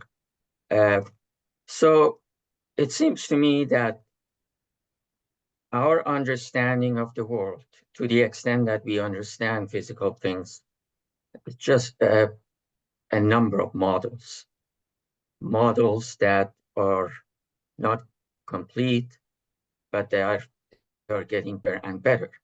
And the reason that they get better, for example, understanding of atom is because we can test them in the physical world. But we also know that we cannot understand the essence of really any physical thing, again, to the extent that they are physical. So now take that as one point. Regarding spirit, it's my understanding that Baha'u'llah, I'll just say central figures, that we cannot understand the other world and the outer world and the spirit and all of that, just as a child who is in the understand, and the child will not even have the vocabulary. So for us to say spirit exists, the word exists will not apply because we simply don't have the vocabulary to talk about spirit. The best that we can do, as you have very eloquently described, is to understand how the spirit is manifested in the world. But that all of these analogies, based on all these analogies, we can develop models again to understand spirit. And these models are even more incomplete than the models that we have for physical things. And these models, we have really no way of knowing that they are correct except on faith, because we cannot test them. How are you going to test, for example, that the spirit is like a rainbow reflected everywhere except for on faith? At least it's my feeble understanding. So at the end of the day, we have all these conversations about the spirit where there is no scientific proof for its existence. So aren't we just discussing theories and models that we cannot test? Thank you. Is there interest to discuss this, or because this requires a bit of elaboration? Yes. I think I probably failed in communicating the idea then, if that is the impression that we got from this presentation. The intention of the presentation. So first of all these words that we use, physical world, we study, we experiment with the physical world, we do this, we do that.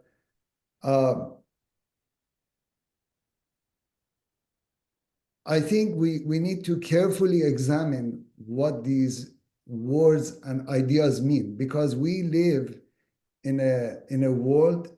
So I had a few passages.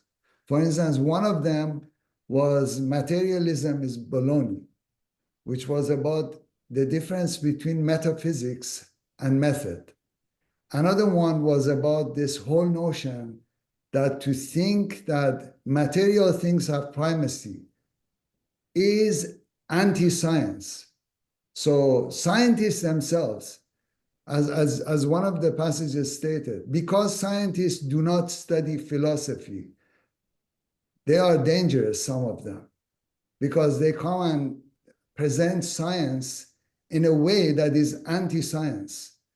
It is extremely important to study philosophy of science. Very, very important. So the concept of spirit is basically, how should I say, even the word theory, model, all of these things are almost the same thing. There are different levels of abstraction.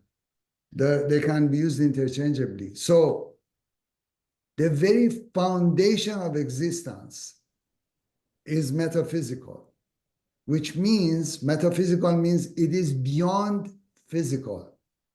That is the foundation of the philosophy of science, philosophy of mathematics, philosophy of thought. Okay? Now, if we deny that, we have to deny all science, we have to deny all mathematics, and we have to deny all human thought. This is why I said this requires a lot of discussion. So, in that sense, replace the word spirit with metaphysics, or replace it with the word foundational, nonsensible abstraction. To say that we cannot conduct experiments, so it's just talk, again, all science is based on mathematics. All mathematics is based on pure pattern.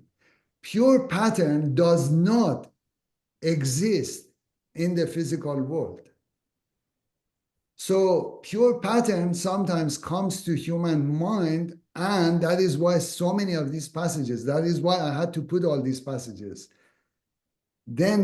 So people are astounded by the fact that this thing that doesn't physically exist, how is it that it has primacy over its physical manifestation? How is it that you come up with mathematical ideas, and then those mathematical ideas gives you the tool to discover things in the physical world or conduct experiments in the physical world? So this idea of primacy becomes very important in the sense that non-sensible reality, non-physical reality, whatever you want to call it, has primacy over physical reality, but we are given the physical reality as a picture, as a model, okay, as a supermodel of all these other models that we create, as a metaphor, as a pointer, as a sign to approach that inner reality. Okay? It is extremely important to realize we live in a world that is completely confused these days. We have it upside down. And sometimes because we live in this type of environment that has, let me go back a bit. If you noticed, the number of references, I think we had from epistemology, we had from psycholinguistics, we had from cognitive science, we had from system science, we had from artificial intelligence, mathematics, philosophy of science. I can go on and on, okay? And you notice that all of these disciplines kind of come together. But most people, they focus on one discipline and are not aware of how all of these things are tied together. The most beautiful and elegant concept that ties the totality of these things together is the concept of spirit. Okay, so I don't know how else to address this. And this is why I put that passage that we cannot conduct experiments with abstraction. That is a reification fallacy. That is why I had put those passages there. This is why Furuz Khanum kind of got angry with me that this was becoming too long. But without those concepts, we run into this issue again and again, that people think that science okay, is this super thing, and that all these ideas, we cannot really know whether spirit or it exists or not because we have to have faith. No, it is pure math. It is pure science. It is the concept, okay? And when I gave the passage to Furuz Khanum to actually use for the slide, that I used the rest of it about human spirit. You notice I didn't even go into human spirit at all. It was all about spirit. The very reason Abdul Baha says you have to dedicate night and day to unravel the mystery of spirit, which I don't think we do within the Baha'i community, by the way. We pay lip service to it, but we don't spend day and night to figure out the mystery of this concept, because this is the concept. There is nothing, absolutely nothing in the Baha'i scriptures outside of the concept of spirit. There is nothing in existence outside of this concept. There is no such thing as faith without appreciation of this concept. There is no such thing as religion without this concept. So to come and say I have faith, but not, how should I say, not to get into this, is then it suggests that we are not sometimes even maybe serious about the Baha'i faith. Okay? Now, religion itself, so when we use the term religion, religion is a very complex system. It's made of thousands of statements. All those statements are metaphoric models that approximate an explanation of spirit.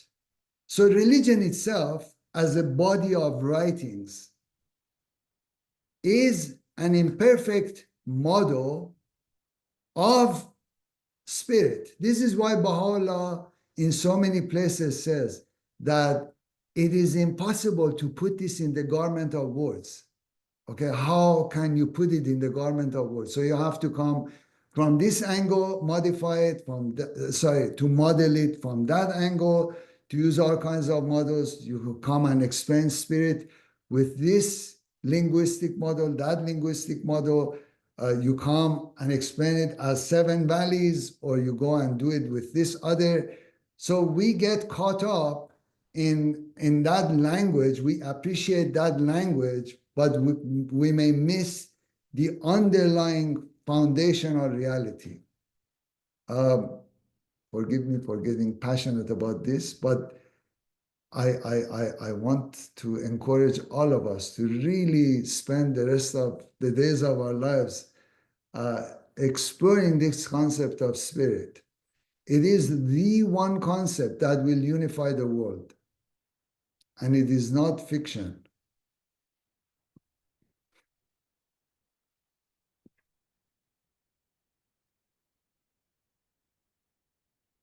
Of course, Fuz Khanum will forgive me for.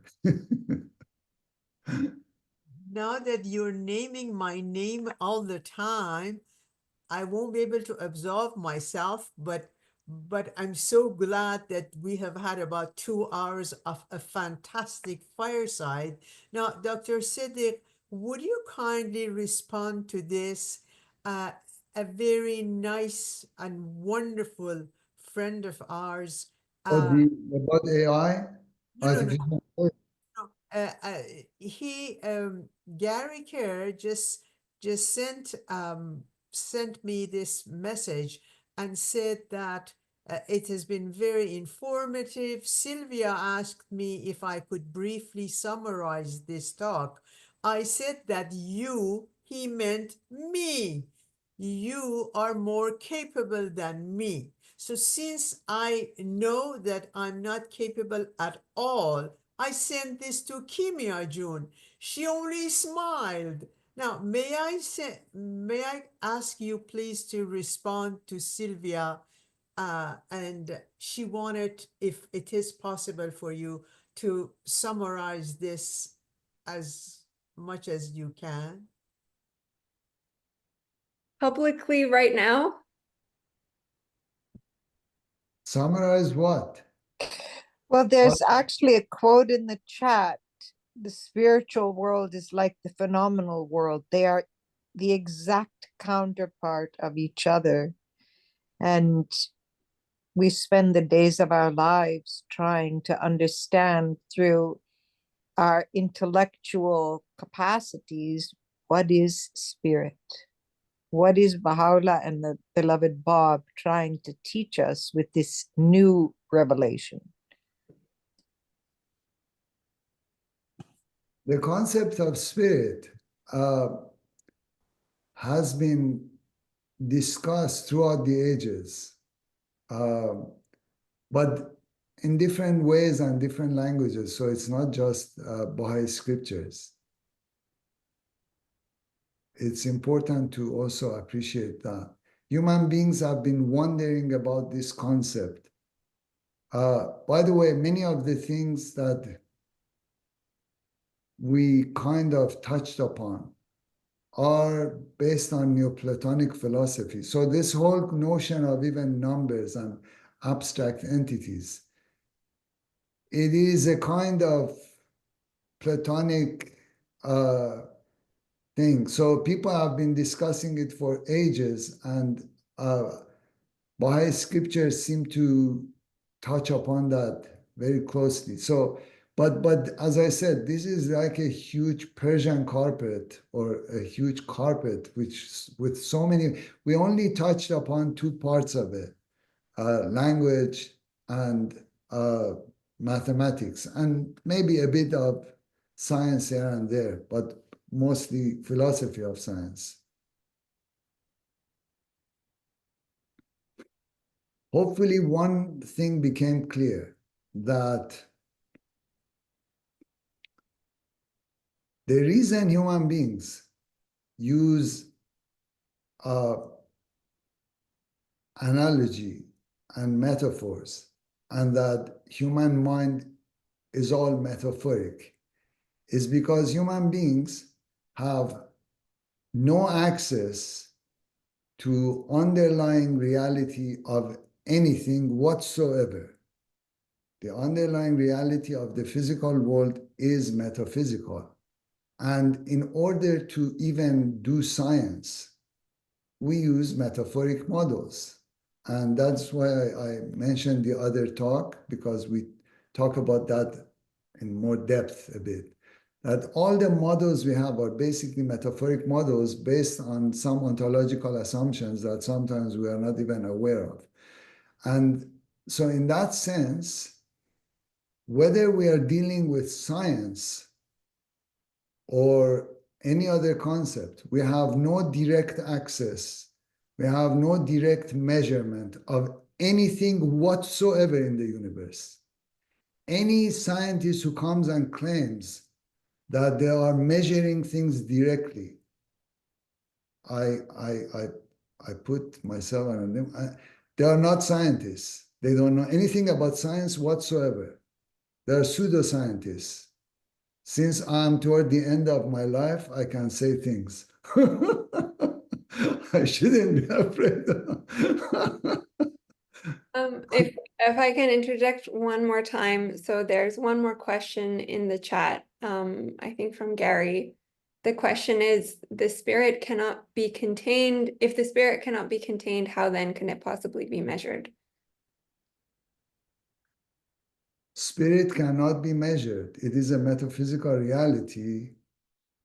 All the things that we even call measurement, even in this world. So let's go to this idea. So there are two ways of measuring things. Well, there are more. I'm not an expert in any of the things we are talking about. I just dabble in things. Okay. So we use the number pattern to count. Okay. And so that's quantification. We also do another thing, which is very fashionable in today's world, which is quantization. So we come and take things that are not quantities and we quantize them to measure. Okay? And oftentimes, quantization involves reification. So we come and, for instance, take, let's say, constructs that are abstract concepts, such as, let's say, intelligence, and we quantize it and give it a number. That is a reification fallacy, but we all go with it, okay? We come and measure all kinds of other things. So this idea of measurement then, if you are only dealing with the number pattern as a mathematical thing, then you are basically fragmenting reality, because as I had put a passage from McGilchrist, The Matter with Things, what we measure and we call actual, and then the other thing potential, it's actually the other way around. Those are the limit cases that we take a snapshot and we count. So in reality, if we go to the space pattern, which is continuousness and wholeness, then measurement is not that easy, okay?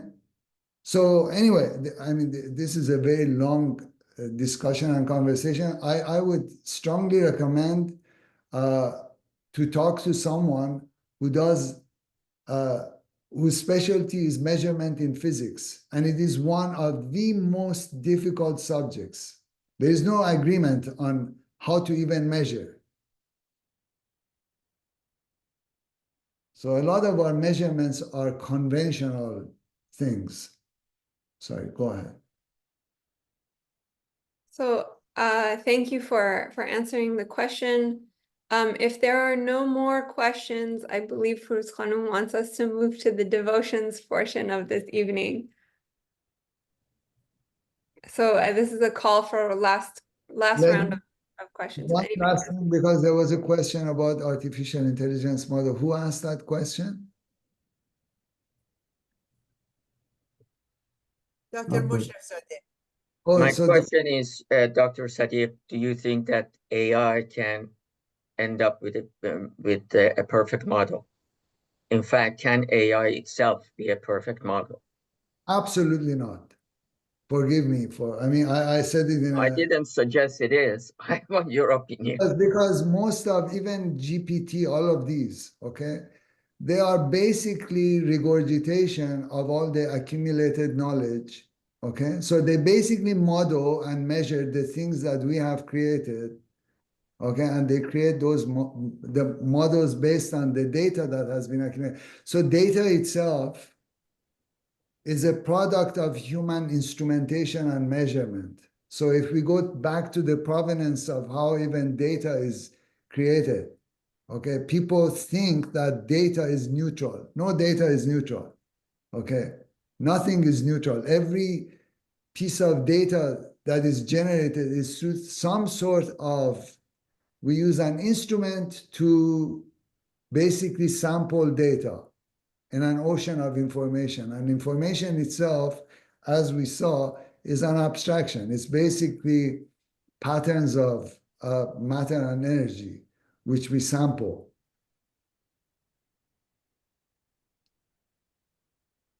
That was a quick thing, but it requires a longer discussion. Maybe we can have you another time, Dr. Sedig. We have to make sure that Kimia Jan and also Mrs. Sedig would be available. So another session could be devoted to that. Yes, thank you. Who said yes? No. I don't know.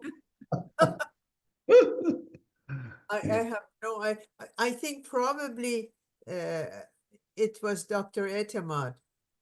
No, actually, it was me, Sohaila. Oh, sorry, Dr. thank you. Sadia, thank you so much. It was truly fantastic. And only one session is not enough. So please have some follow-up. Maybe, yeah, maybe we can do relationship or isomorphic relationship between love, predestination, fate, all of those other concepts from a scientific perspective. relationship between love, science, predestination, etc., etc. Will. That would be fantastic. Sohaila Khanum, go for it. Go ahead. Please go ahead. Sorry, thank you. So sorry. Thank you so much. I was so excited I couldn't hold myself. But he agreed. Thank you. You see, Dr. Sedig, people have this much enthusiasm about your talks. So you need to say yes to me more often than this. I've been waiting to have this particular fireside for the past 2 years. Thank you. You are too kind. Dear friends, it was wonderful to have you all here. Kimia, thank you very much for being such a gracious hostess. Thank you very much. Andy Shijun, lovely to have you. The whole family is just brilliant. It's a brilliant family. And the brilliancy doesn't only come from Dr. Sedig. Every single member of this family are brilliant themselves. Is this correct, Kamran? You're very kind, Bruce Khanum. You flatter us too much. Thank you, thank you. I know that that we have passed our time, but I've asked Mr. Perimal to say a prayer. Pina is here and Tara is here. So may we move to our devotional part and ask Mr. Perimal to start the prayer, and then Pina. And of course, if Tara is still here, Dr. Sedig, thank you very much. Thank you. We not only appreciate your knowledge and the depth of your knowledge, but we love you. Thank you. It's very kind of. Thank you. Thank you. Thank you. Go ahead, Mr. Perimal.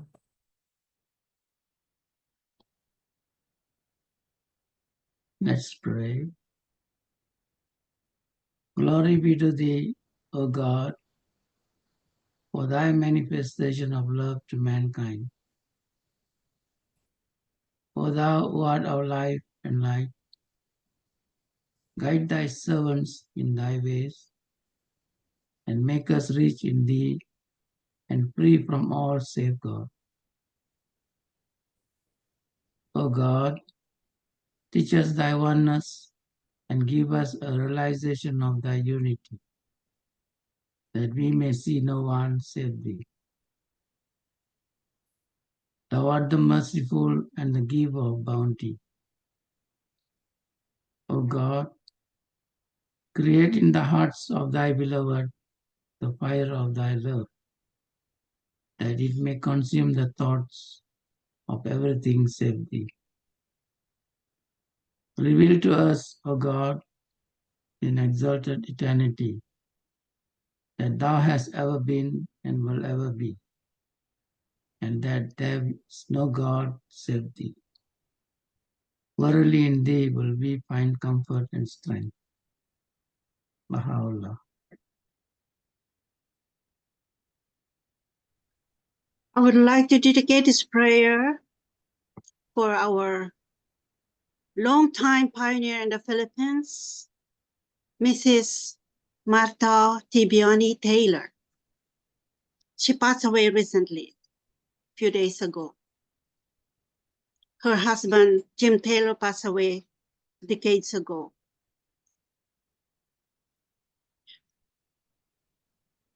Oh my God, O thou forgiver of sins, bestower of gifts, dispeller of afflictions, verily I beseech thee to forgive the sins of such as have abandoned the physical garment and have ascended to the spiritual world, and have ascended to the spiritual world.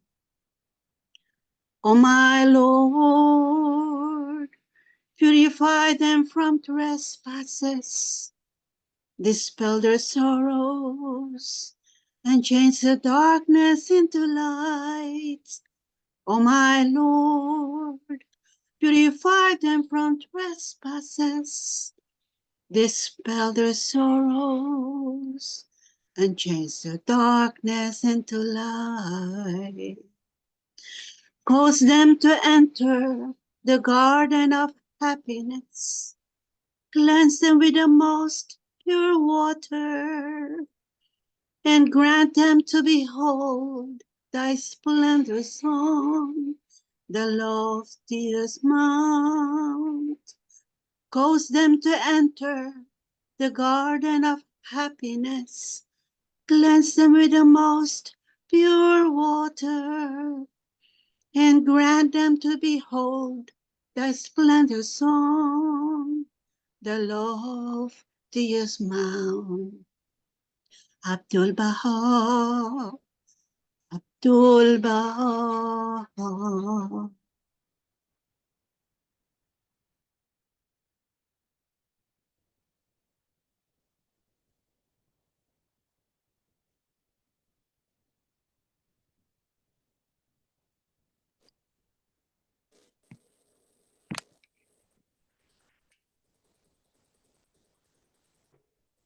O Lord my God, open thou the door, prepare the means, make safe the path, and guide the way.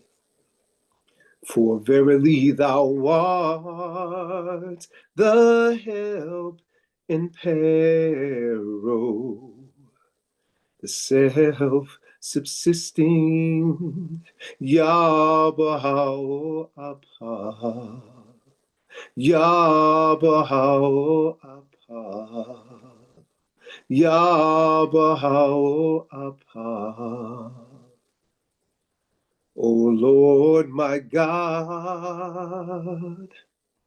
open thou the doors, prepare the means, make safe the path, and guide the way.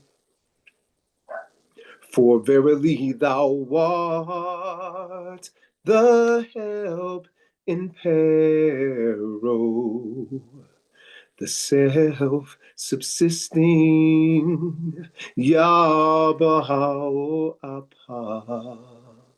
Yahweh-Abha, Yahweh-Abha.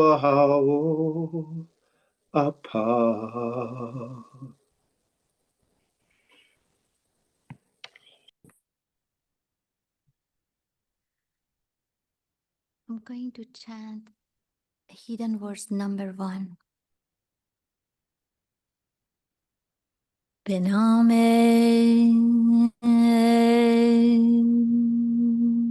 گوینده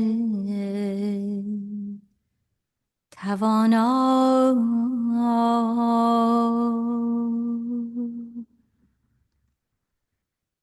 ای صاحبان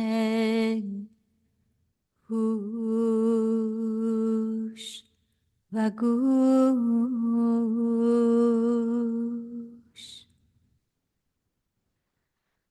اول سروش دوست این است.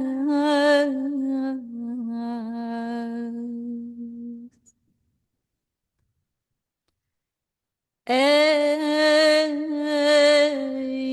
بلبل معنوی،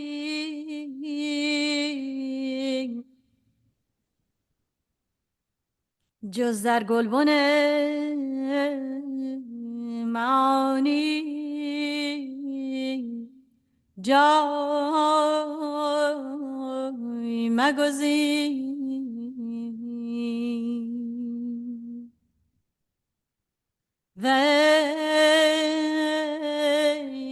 هدهد سلیمانش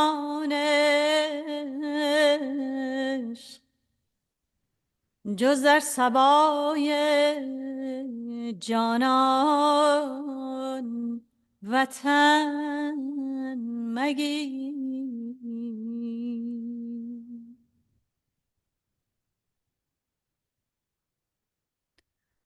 وی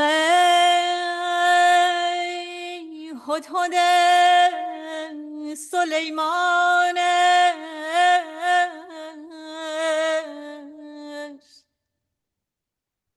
جز در سبای جانان وطن مگیر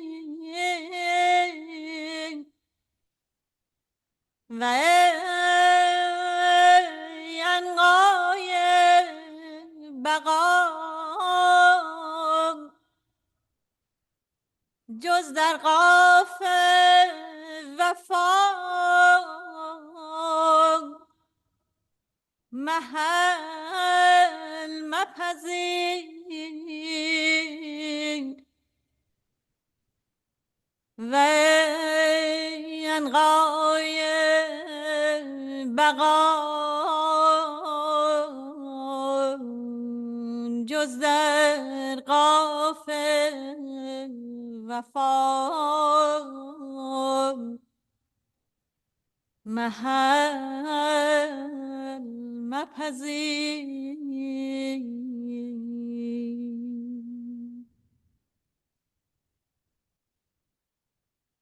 این است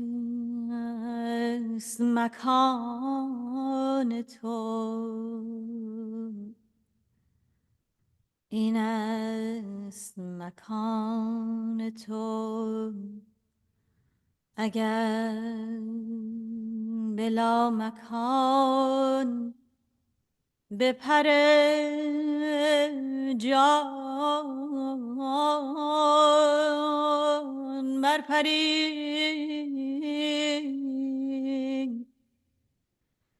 اگر بلا مکان بپر جان برپری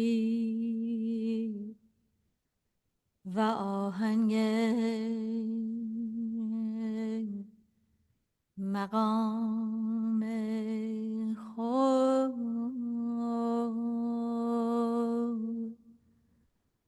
رایگان نمایی.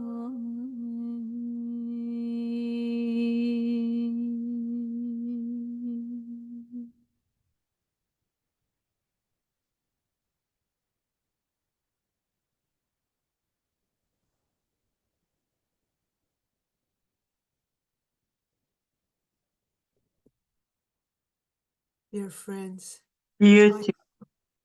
I have no words to thank you for sharing tonight with us. First of all, I wanted to thank Mr. Perimal. He's always here to start and end from Australia. Thank you, Mr. Perimal. I appreciate it. Appreciate it. Pina Jan, Pina speaks 15 languages, including Farsi, but she's not Iranian. Pina Jan, thank you so much from Malaysia. Love you, aloha, pa. Thank you so much. Gary is #1, but he doesn't show his face to us, but it's okay. We will forgive you this time. And Holy Tara, thank you, Gary. Thank you. And Tara, you're really holy. We love you. You know how much we love you, and I know how difficult it is for you to arrange your time so you would be here. Thank you, thank you, thank you. Friends, thank you to every single one of you. Dr. Kamran Sedig is here with us. Andisha Khanum is here. Kimia Jan is here. Thank you to all. Love you all. You made such a wonderful evening of this Thursday night. We love you, Furuz. Thank you, Furuz Khanum. قربون شما. Thank you. Thank you. See you next Thursday. Love you Aloha, all. everyone. Thank you. Aloha. Aloha. Allahu Akbar. Aloha. Aloha. Allah.